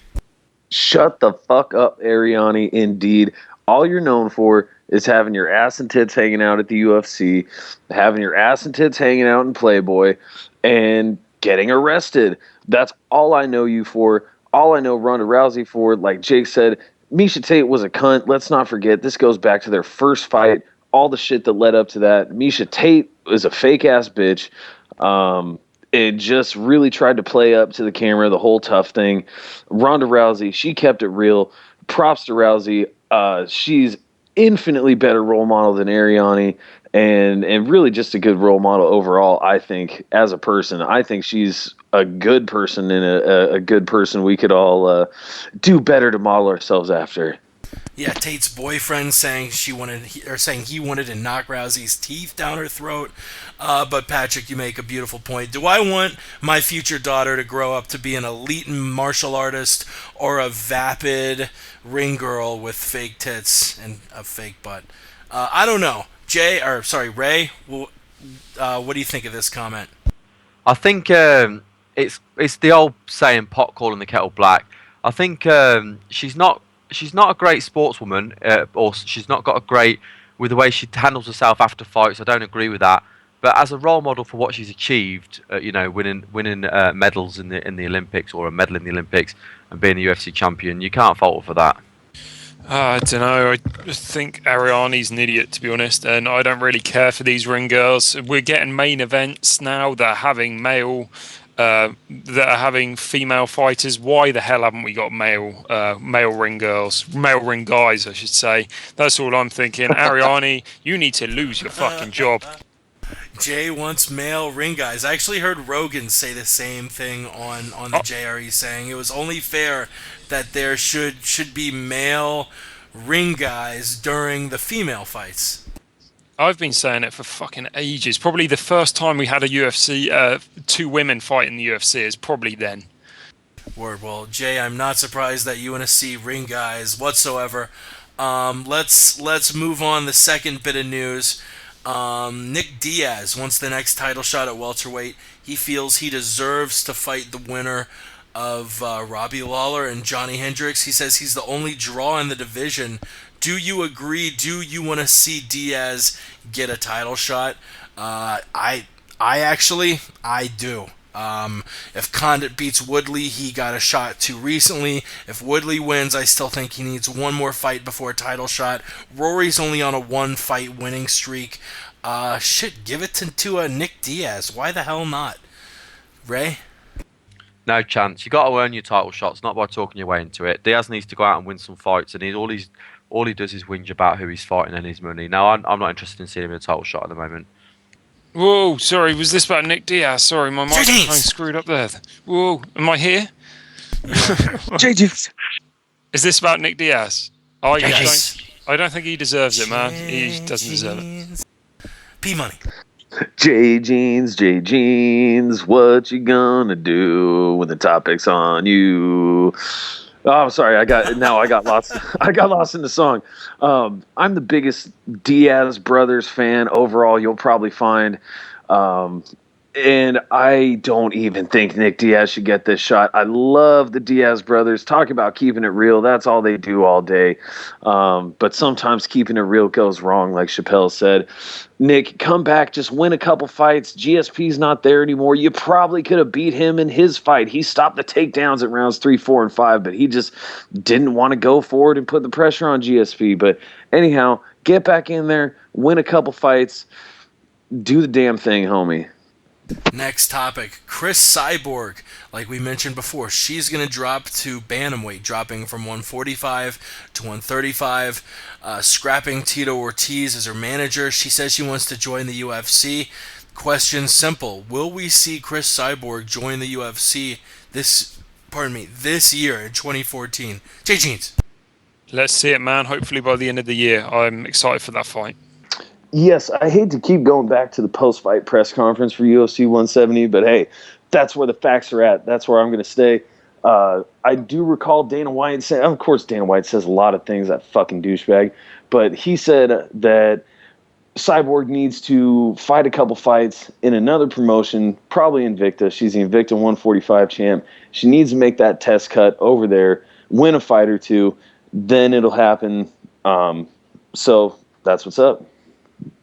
That's what's up, Ray.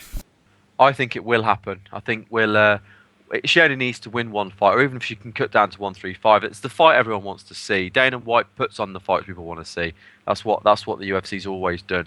So I think it will happen. I wouldn't be surprised if it happened this year. Yeah, I think we see Chris Cyborg join the UFC in 2014 as well. Final topic, Daniel Cormier obviously moving from heavyweight to light heavyweight. It was a hard road for him. He had to lose a bunch of weight, but he lost it all very well. He really trimmed down that belly and didn't look, didn't look as cut as a Lyoto Machida, but definitely looked in a lot better shape. And it was a hard training camp. He's now a 205er.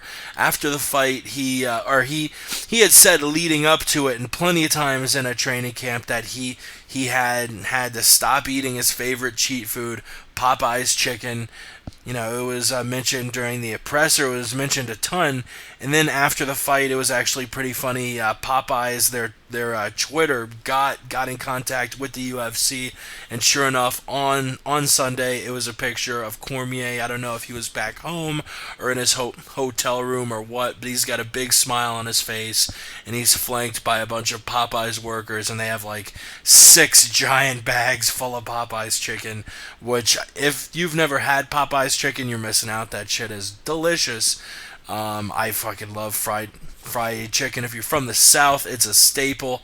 Yeah, what is your number one cheat food? If you had to drop a weight class and you had to cut everything out on Sunday, what is the one thing you got a big smile on your face and you're digging into in the hotel room the day after you win that big fight? P-Money? Man, full disclosure, my favorite cheat food, I'm a Teenage Mutant Ninja Turtle at heart. It's probably going to have to be pizza. Hook me up with some of that bomb pizza. Let me know what the best spot in your town is. I want to try it.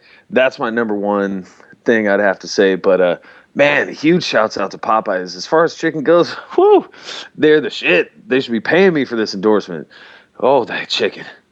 Yeah, that chicken is magical to say the least. Ray, you actually are like Cormier, doing your own weight cut for a fight. So this is actually sort of a real question. After the fight, once you win, you're back home chilling with family. What is your number one cheat food?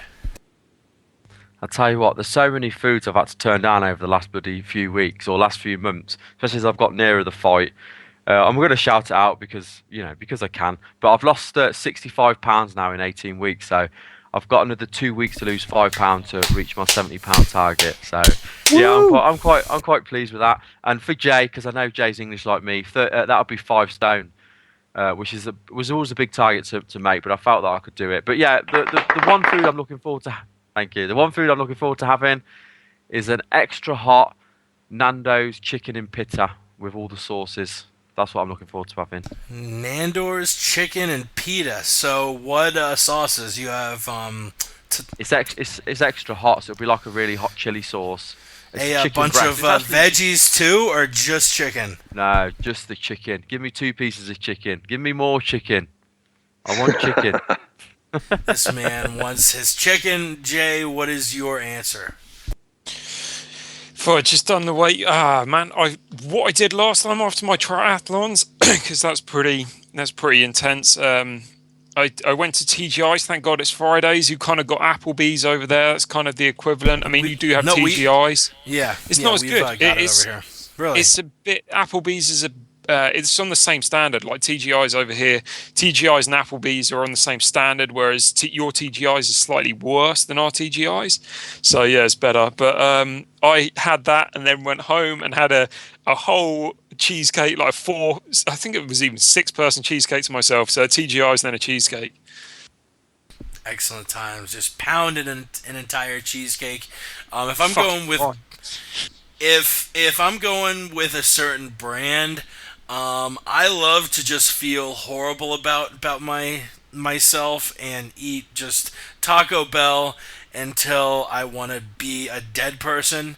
That's always a good time. But if I'm choosing any food, I gotta go with ribeye steak, medium rare, a baked potato, a little bit of Caesar salad. Nothing better in the world. Cocksuckers. Shit, I guess that wraps up the news section, and we're ready to do Guess That Tweet. I forgot to ask anybody to compile any tweets until That's like a lie. Until about an hour and a half before the show, when I remembered, oh fuck, I don't want to host this for the third time in a row. I'm taking a poop. While I'm pooping, I text my boy Jay and I say, yo Jay, you think you can host Guess That Tweet this week? He said it wouldn't be a problem, and he's hosting. Jay, I'll pass it to you. Host the damn thing. I will try my best, man. I don't know. I'll have to quickly get up who's going first and everything like that. Yes, right. I've got it up now. Right. We will kick things off with tweet number 1. I think the guest order is Jake, Ray, Patrick, and then it will go back Patrick, Ray, Jake. So the first tweet, is everybody ready? Yay. Let's do this. Awesome. All right. If you're going to wear weightlifting gloves, make sure they match your toenail polish and purse. Was it Tim Kennedy, Michael Bisping, Forrest Griffin, or Phil Baroni? Jake, you're up. Ooh, Kennedy, Bisping, Baroni, and who? Forrest Griffin. Forrest Griffin. I haven't seen Forrest tweet a lot recently. I could see Bisping, Baroni, or Kennedy tweeting this because they all tweet funny shit. I like Kennedy the most, so I'll go with him. Tim Kennedy. I'm going with Tim Kennedy as well. Wow, all likely candidates. Screw it, I'll go with Kennedy as well. Oh, Jay is gonna get the point then. If oh god damn it! All right, it better be Tim Kennedy, damn it. Well, it wasn't Forrest Griffin. I tried to make sure all these tweets were within the last 2 weeks, but it wasn't Forrest Griffin. It wasn't Phil Baroni. It was, of course, Tim Kennedy. Well done, all 3 of you. Ow. Right. Next up, this is the second tweet. Right, you ever look at a vagina and think, man, why do I love them so much? They're kind of weird looking. Was it War Machine, Miguel Torres, Forrest Griffin, or Joe Rogan? Holy shit, Jay. I love how you say vagina. That's fantastic. God damn vagina. Come to the States, my man. You will get all the vagina you can handle. Anyways, I'll take War Machine, that fucking pervert. I was thinking either War Machine or Joe Rogan, so I'm going to go with Joe Rogan. Rogan he's always funny, but he's never that silly. This seems like just like a silly Forrest Griffin type tweet. Well, it wasn't Miguel Torres. I think he learnt his lesson on the rape jokes. It wasn't Joe Rogan. He's quite a controlled one. Was it War Machine or Forrest? It was Forrest Griffin. Congratulations to Jake. That's 2 points to Jake. Hell yeah. Right. Next up, third tweet. I think I'm permanently stuck at being too old to recover quickly from workouts, yet always out of reach from old man strength. Was it either Brian Ebersol, Kenny Florian, Stephan Bonner, or Mike Pyle? Man, Brian Ebersol. I like Ebersol for that one as well. Well, shit, being a copycat paid off last time. I'll go with Ebersol as well. Well, I may as well just say it was not Brian Ebersol, it was Kenny Florian. So I get 1 point. I think we're all three of us are on 1 and Jake's on 2, I think. Hell yeah. Yes, sir. Right. All right, next up. Right, tweet number 4, I think this is. Who cares that I have to make weight in 3 weeks? Not me. Foods, all the foods. Nom, nom, nom. Was it Hector Lombard, or Johnny Hendricks, Joe Riggs, or War Machine? Oh shit, War Machine back in the mix. Oh, I don't even know who among these fighters has anything lined up. Jesus Christ. They all have fights within 3 weeks. They're all within the 3-week period. Oh boy. Fuck it, War Machine. I'm going to go for Joe Riggs because he's known for cutting a lot of weight for his fights. Yeah, just the nom part just seems like something that John Copenhaver would say. He's pretty expressive in his tweets, so I'll go with John Copenhaver, a.k.a. War Machine. Well, it was not Joe Riggs, I'm afraid, Ray. Johnny Hendricks is a bit better than that. It wasn't him, so it was either Hector Lombard or War Machine. And it was indeed... It was indeed War Machine, yes. So that's 3, 2, 1, 1, I think. Jake is ahead of the pack, but we've still got one more to go. Patrick can tie it up. Right. I'm coming. So the last tweet before the potential tiebreaker round. Someday my prince will come, probably in the form of a superhero. Was it Felice Herrig? Was it Ronda Rousey? Was it Holly Holm? Or was it Nick Ring? Oh man, I don't think it's Rousey or Holmes, I don't think she's really ever joking around on Twitter. Rousey's just she's just too strong a girl to say, oh, I'll meet a superhero one day. So it's got to be Herrig or Nick Ring. Oh, I love you throwing Nick Ring in there, and I really want to pick him, but I'm going to go with Felice Herrig. I'm playing for pride now, so I'm going to go with Felice Herrig as well. Oh, son of a bitch. You know what?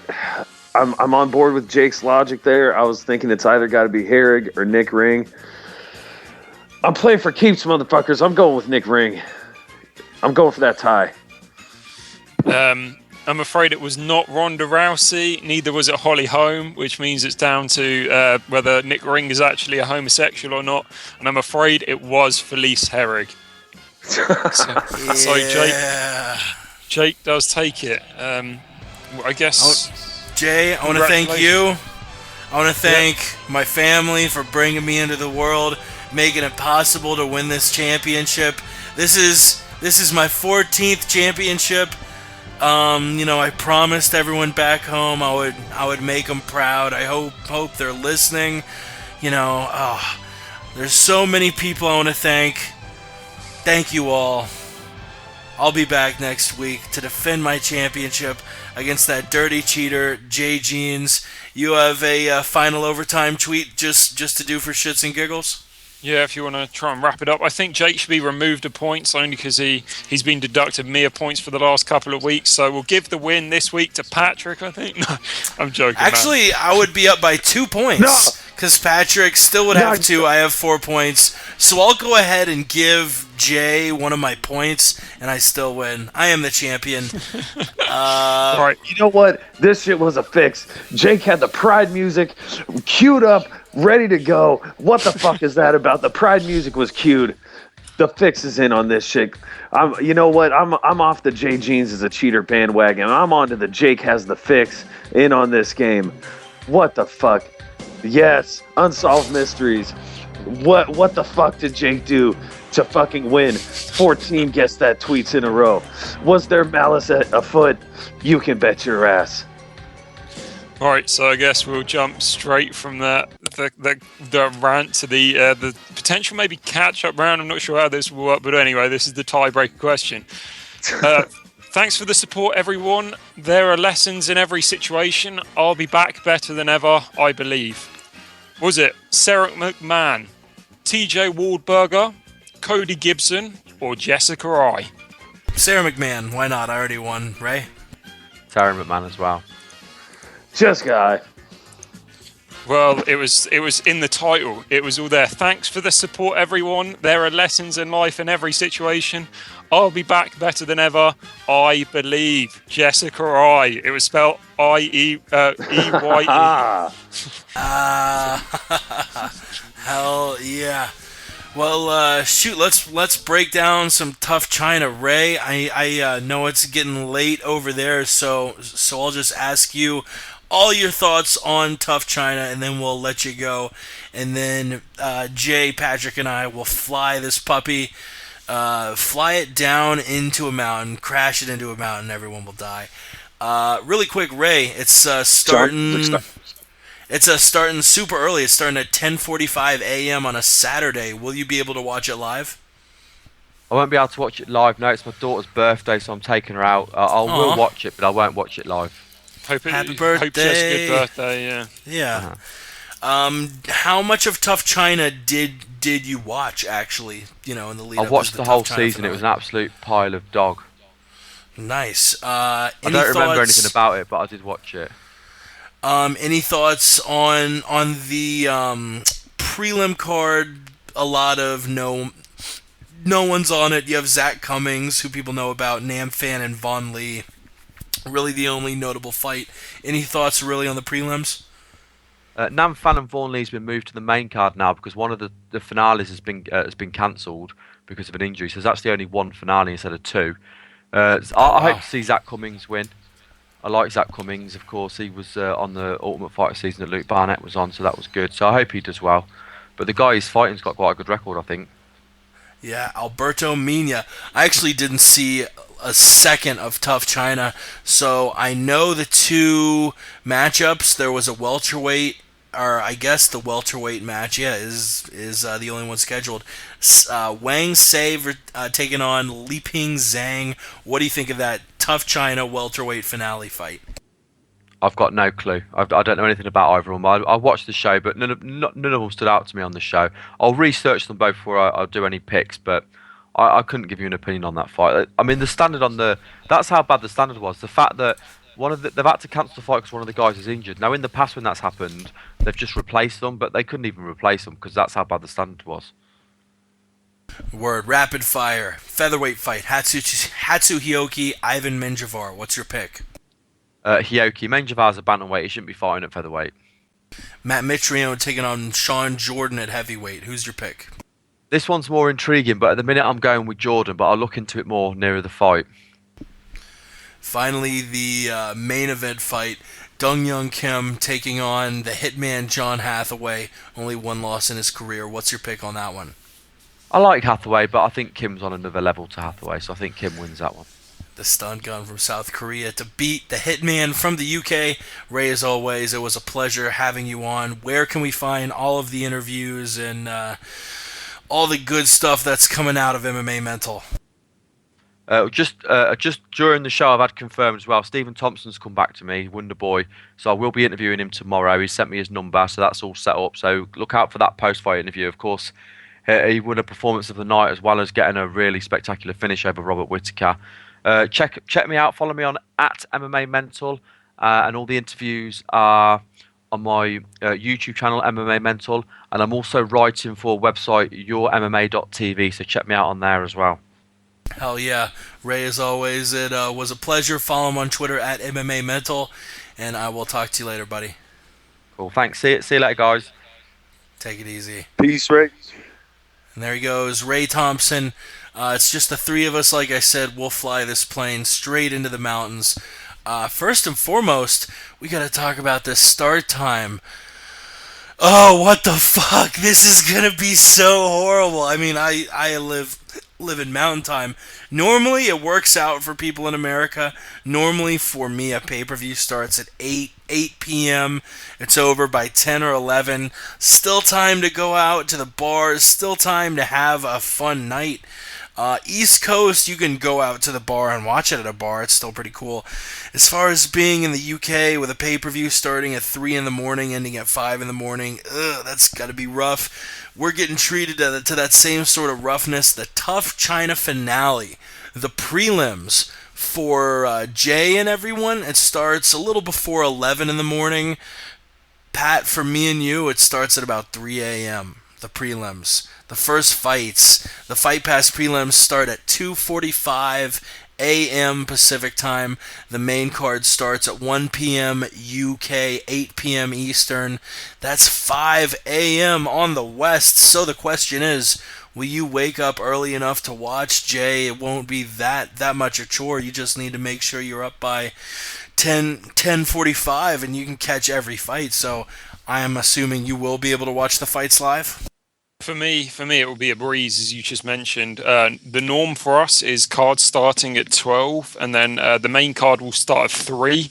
The event will finish somewhere between 5 and 6 a.m. So this is a real treat for us. We just have to get up on a Saturday. It's as simple as that. Like, get up, have a bit of breakfast, and the fights will start. You guys have got it rough. We've never had it that rough before, but I guess you get the same thing with just Japanese cards.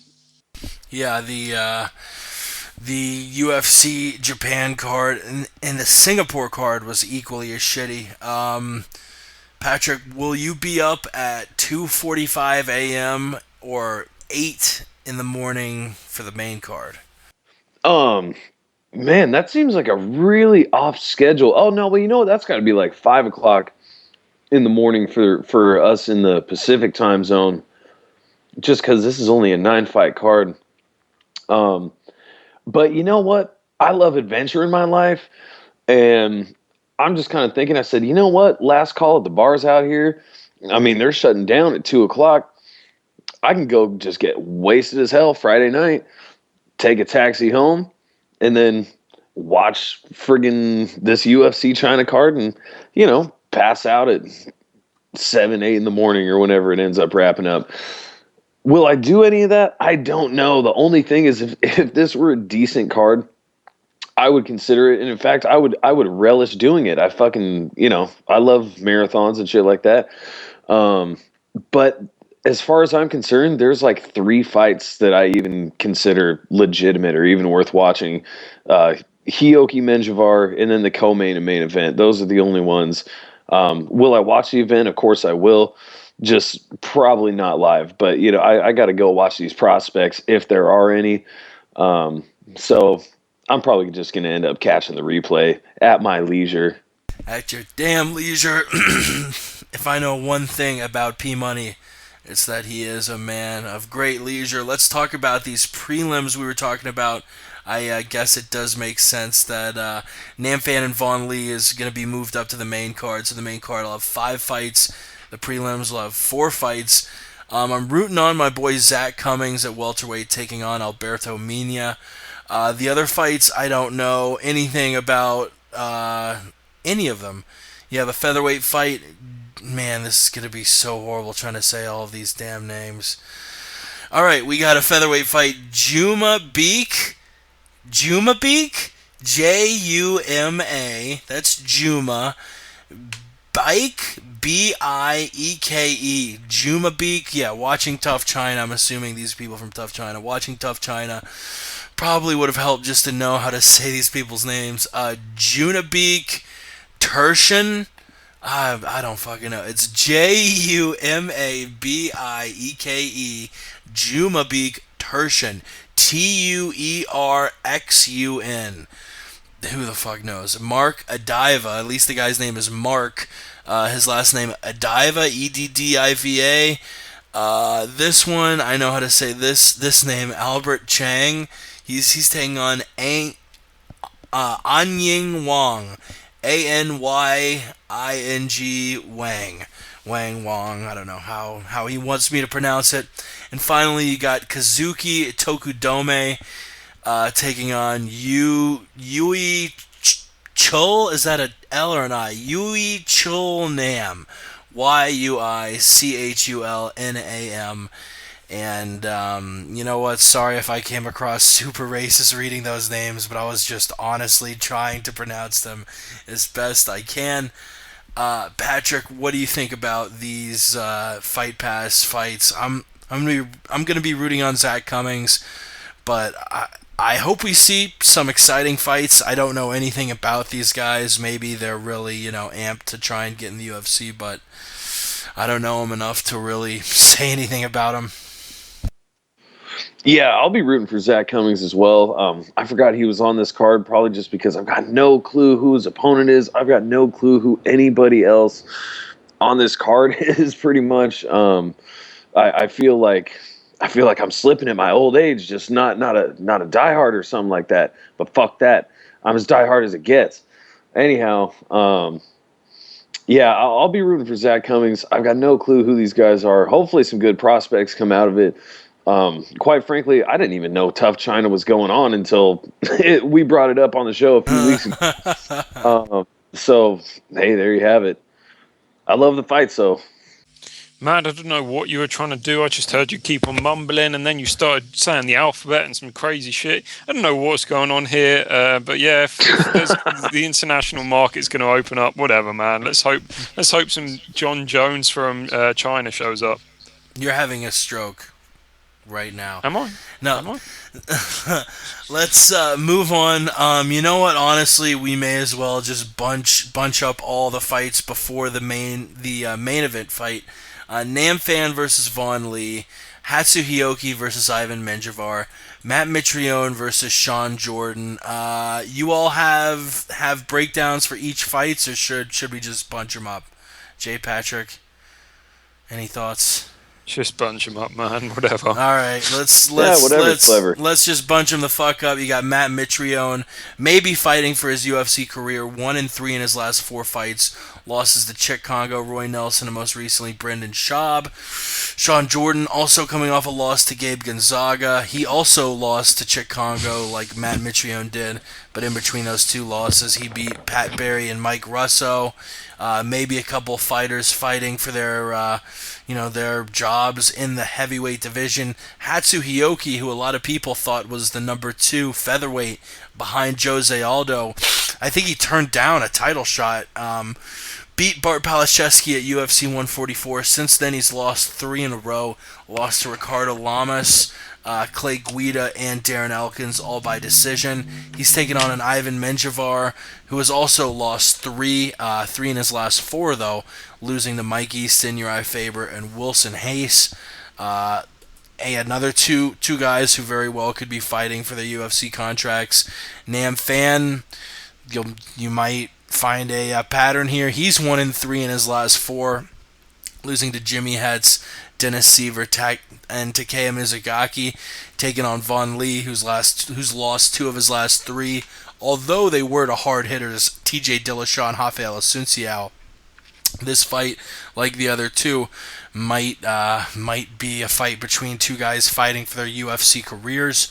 What do you think about the 3 fights? Mitrione versus Jordan, Fan versus Lee, Hioki versus Menjivar. Jay, what are your thoughts? Man, I'm actually really excited about Fan versus Lee. I'm not a Lee fan at all, but I think this fight, I think we're going to see fireworks. Lee Fan, yeah. You're excited for Fan Lee, even though you're not a Lee fan. Get it? Lee Fan PH. Yeah, there's always one. Well, whatever. Yeah, I think that's going to be a fun fight, actually. I've got high expectations from that matchup. Hioki versus Menjivar should be fun as well, but I think Ray said it right when he said it earlier. That he's going down a weight class, and he's going up a weight class, and I don't think that really favours anyone. We'll see, though. Maybe he knows what he's playing at. I mean, he did fight GSP after all.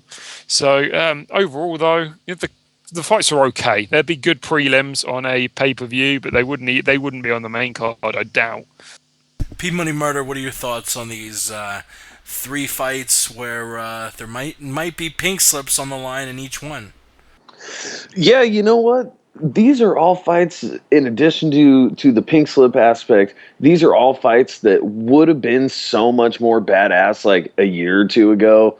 Yeah. I mean, Hioki versus Menjivar, I mean, back in, again, just a year or 2 ago, those guys were, on a good little roll there and had some hype behind them. And you could say the same for probably all these guys that we just mentioned. It's pretty impressive matchmaking. All 6 guys sort of follow that trend of a year or 2 ago. They were on a hot roll, and since they started being fed elite opponents, they just that fucking roll got slowed down quickly. So yeah, you make an excellent point, sir. Oh, thank you, sir. Yes, it definitely, and again, like you said, just adds even more to the pink slip aspect.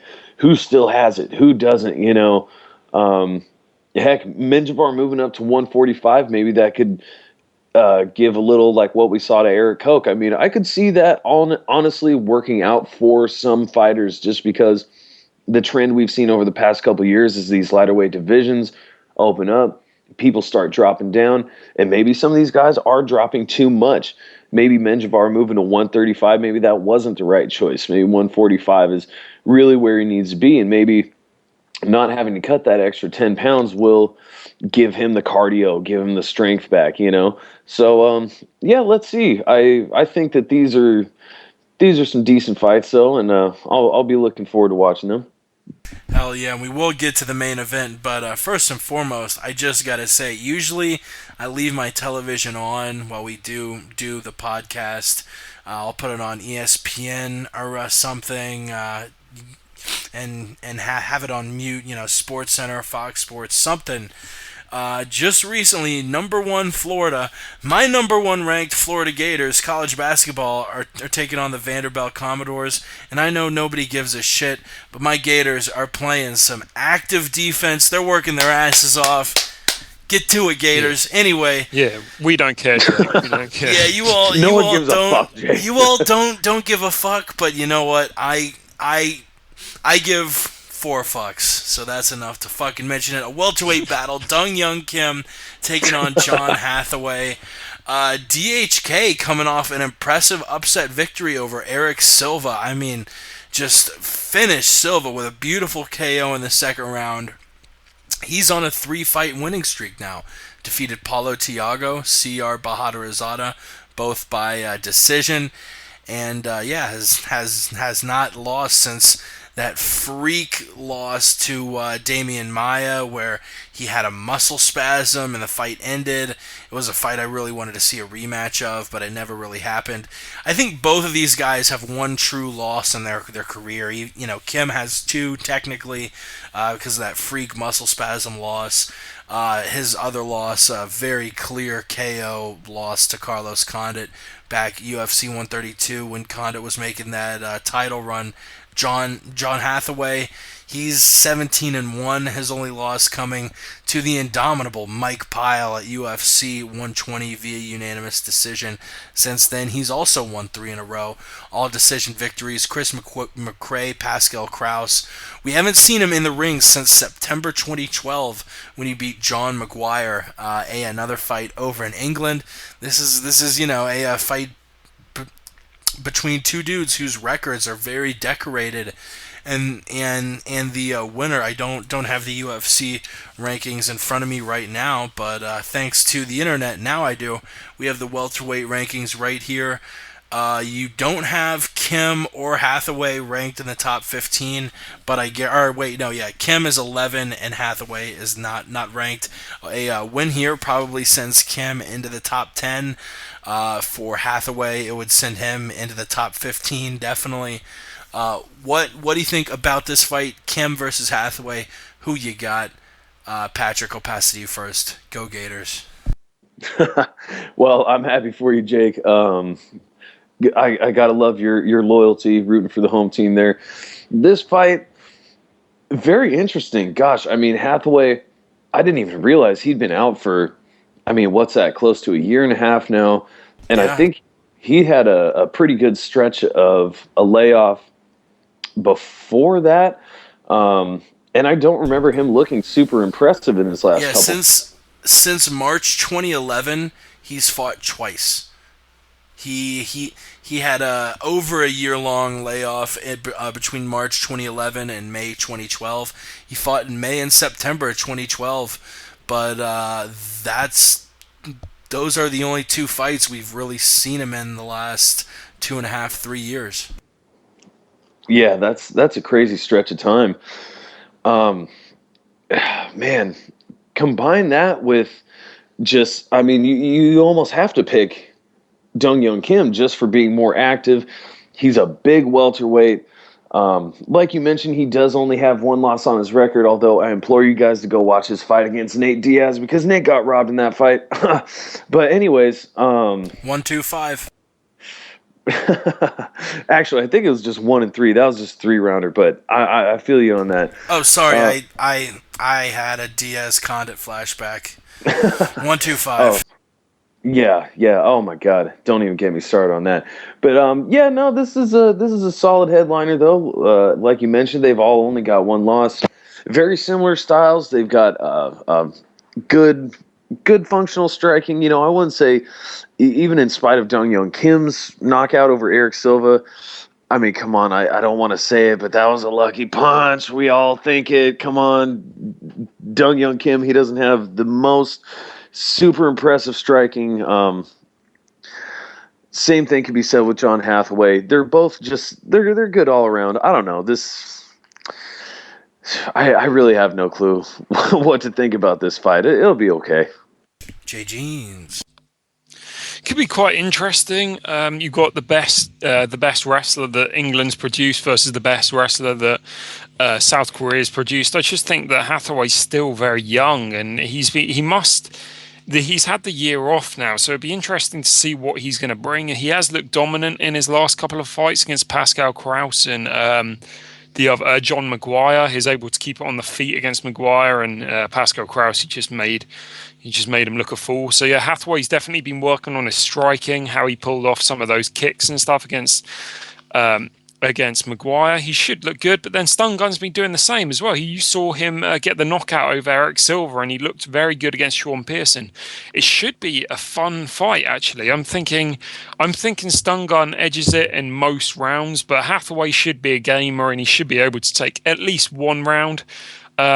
I think it will stay on the feet, though. I think the rest of them will be neutralised. Maybe not, because, of course, Mike Pyle was able to take Hathaway down. But either way, Hathaway has got wins over Rick Story, so anything could happen. I think it will be an all right fight. It won't be as bad as some people are making it out to be. Stylistically, it's pretty interesting. Both men 6'1". Hathaway with a 75.5-inch reach. Dong Young Kim just a half an inch more at 76. Kim the southpaw, the fourth Dan and black belt in judo. Hathaway, orthodox fighter, a freestyle wrestling champion over in the UK, fighting with the London shoot fighters. It'll be very interesting to see what happens there. I have Dong Young Kim via a unanimous decision. Don't forget to join us next week when we will be breaking down that card and previewing Gustafsson Manawa. That is, if we do a roundtable next week. If we don't, we will definitely be doing one in 2 weeks, no matter what, breaking down that Hendricks versus Lawler card. A lot to talk about there. But that just about wraps up this episode of the MMA Roundtable. Obviously, we got to do the Twitter shout-outs. Big shout-out to Ray Thompson, who was on the show. Search MMA Mental on YouTube to find the fighter interviews he does. Follow them on Twitter at MMA Mental, all one word, MMAmental.com. Patrick, where do we find you on the tweeters? Yes. Up on the Twitter at Sweet Pappy Jones. I basically just tweet and stuff, mostly regarding mixed martial arts. Baseball's coming back, so you're going to just get a fucking ass full of that. Follow me at Sweet Pappy Jones, and together I'll help to improve your life in just some small way every day. Hell yeah. Jay, what about you? If you tweet me on Twitter at DJJeans, I always make sure I reply, so you can ask me anything from what a fly tastes like to I don't know what. But if you message me, I will go research that. I will do some primary research. I will let you know what a fly tastes like. All you got to do is ask me to do it, man. Hell yeah, he'll do whatever the hell you ask him to, as long as you throw him a few pence. We appreciate the shit for you listening to the MMA Roundtable. Like we said at the top of the show, make sure you listen to the Word on the Street tonight. I believe that will be at midnight Eastern, 9 p.m. Pacific, and tomorrow night, the MMA podcast, of course. Got some exciting stuff to break down, some exciting interviews, and as always, really, I can't say it enough. This wouldn't be going on if it wasn't for you, wasn't for your support, listening to us, following us on Twitter, just tweeting us funny shit, tweeting us random shit, giving us that positive push. We love the shit out of you, and we'll see you, if not next week, maybe next week, but if not, definitely in a couple weeks. We'll see you tonight on The Word on the Street. We'll see you tomorrow for the MMA Podcast. Subscribe, iTunes and YouTube, the MMA Podcast. You can find those links at the top of the MMApodcast.com. We love the shit out of you, and we'll talk to you later. We gone! If you ain't got vision, come on. We did it, mama. We did it. We did it for the love of the game. We did it, mama. We did it. I did it for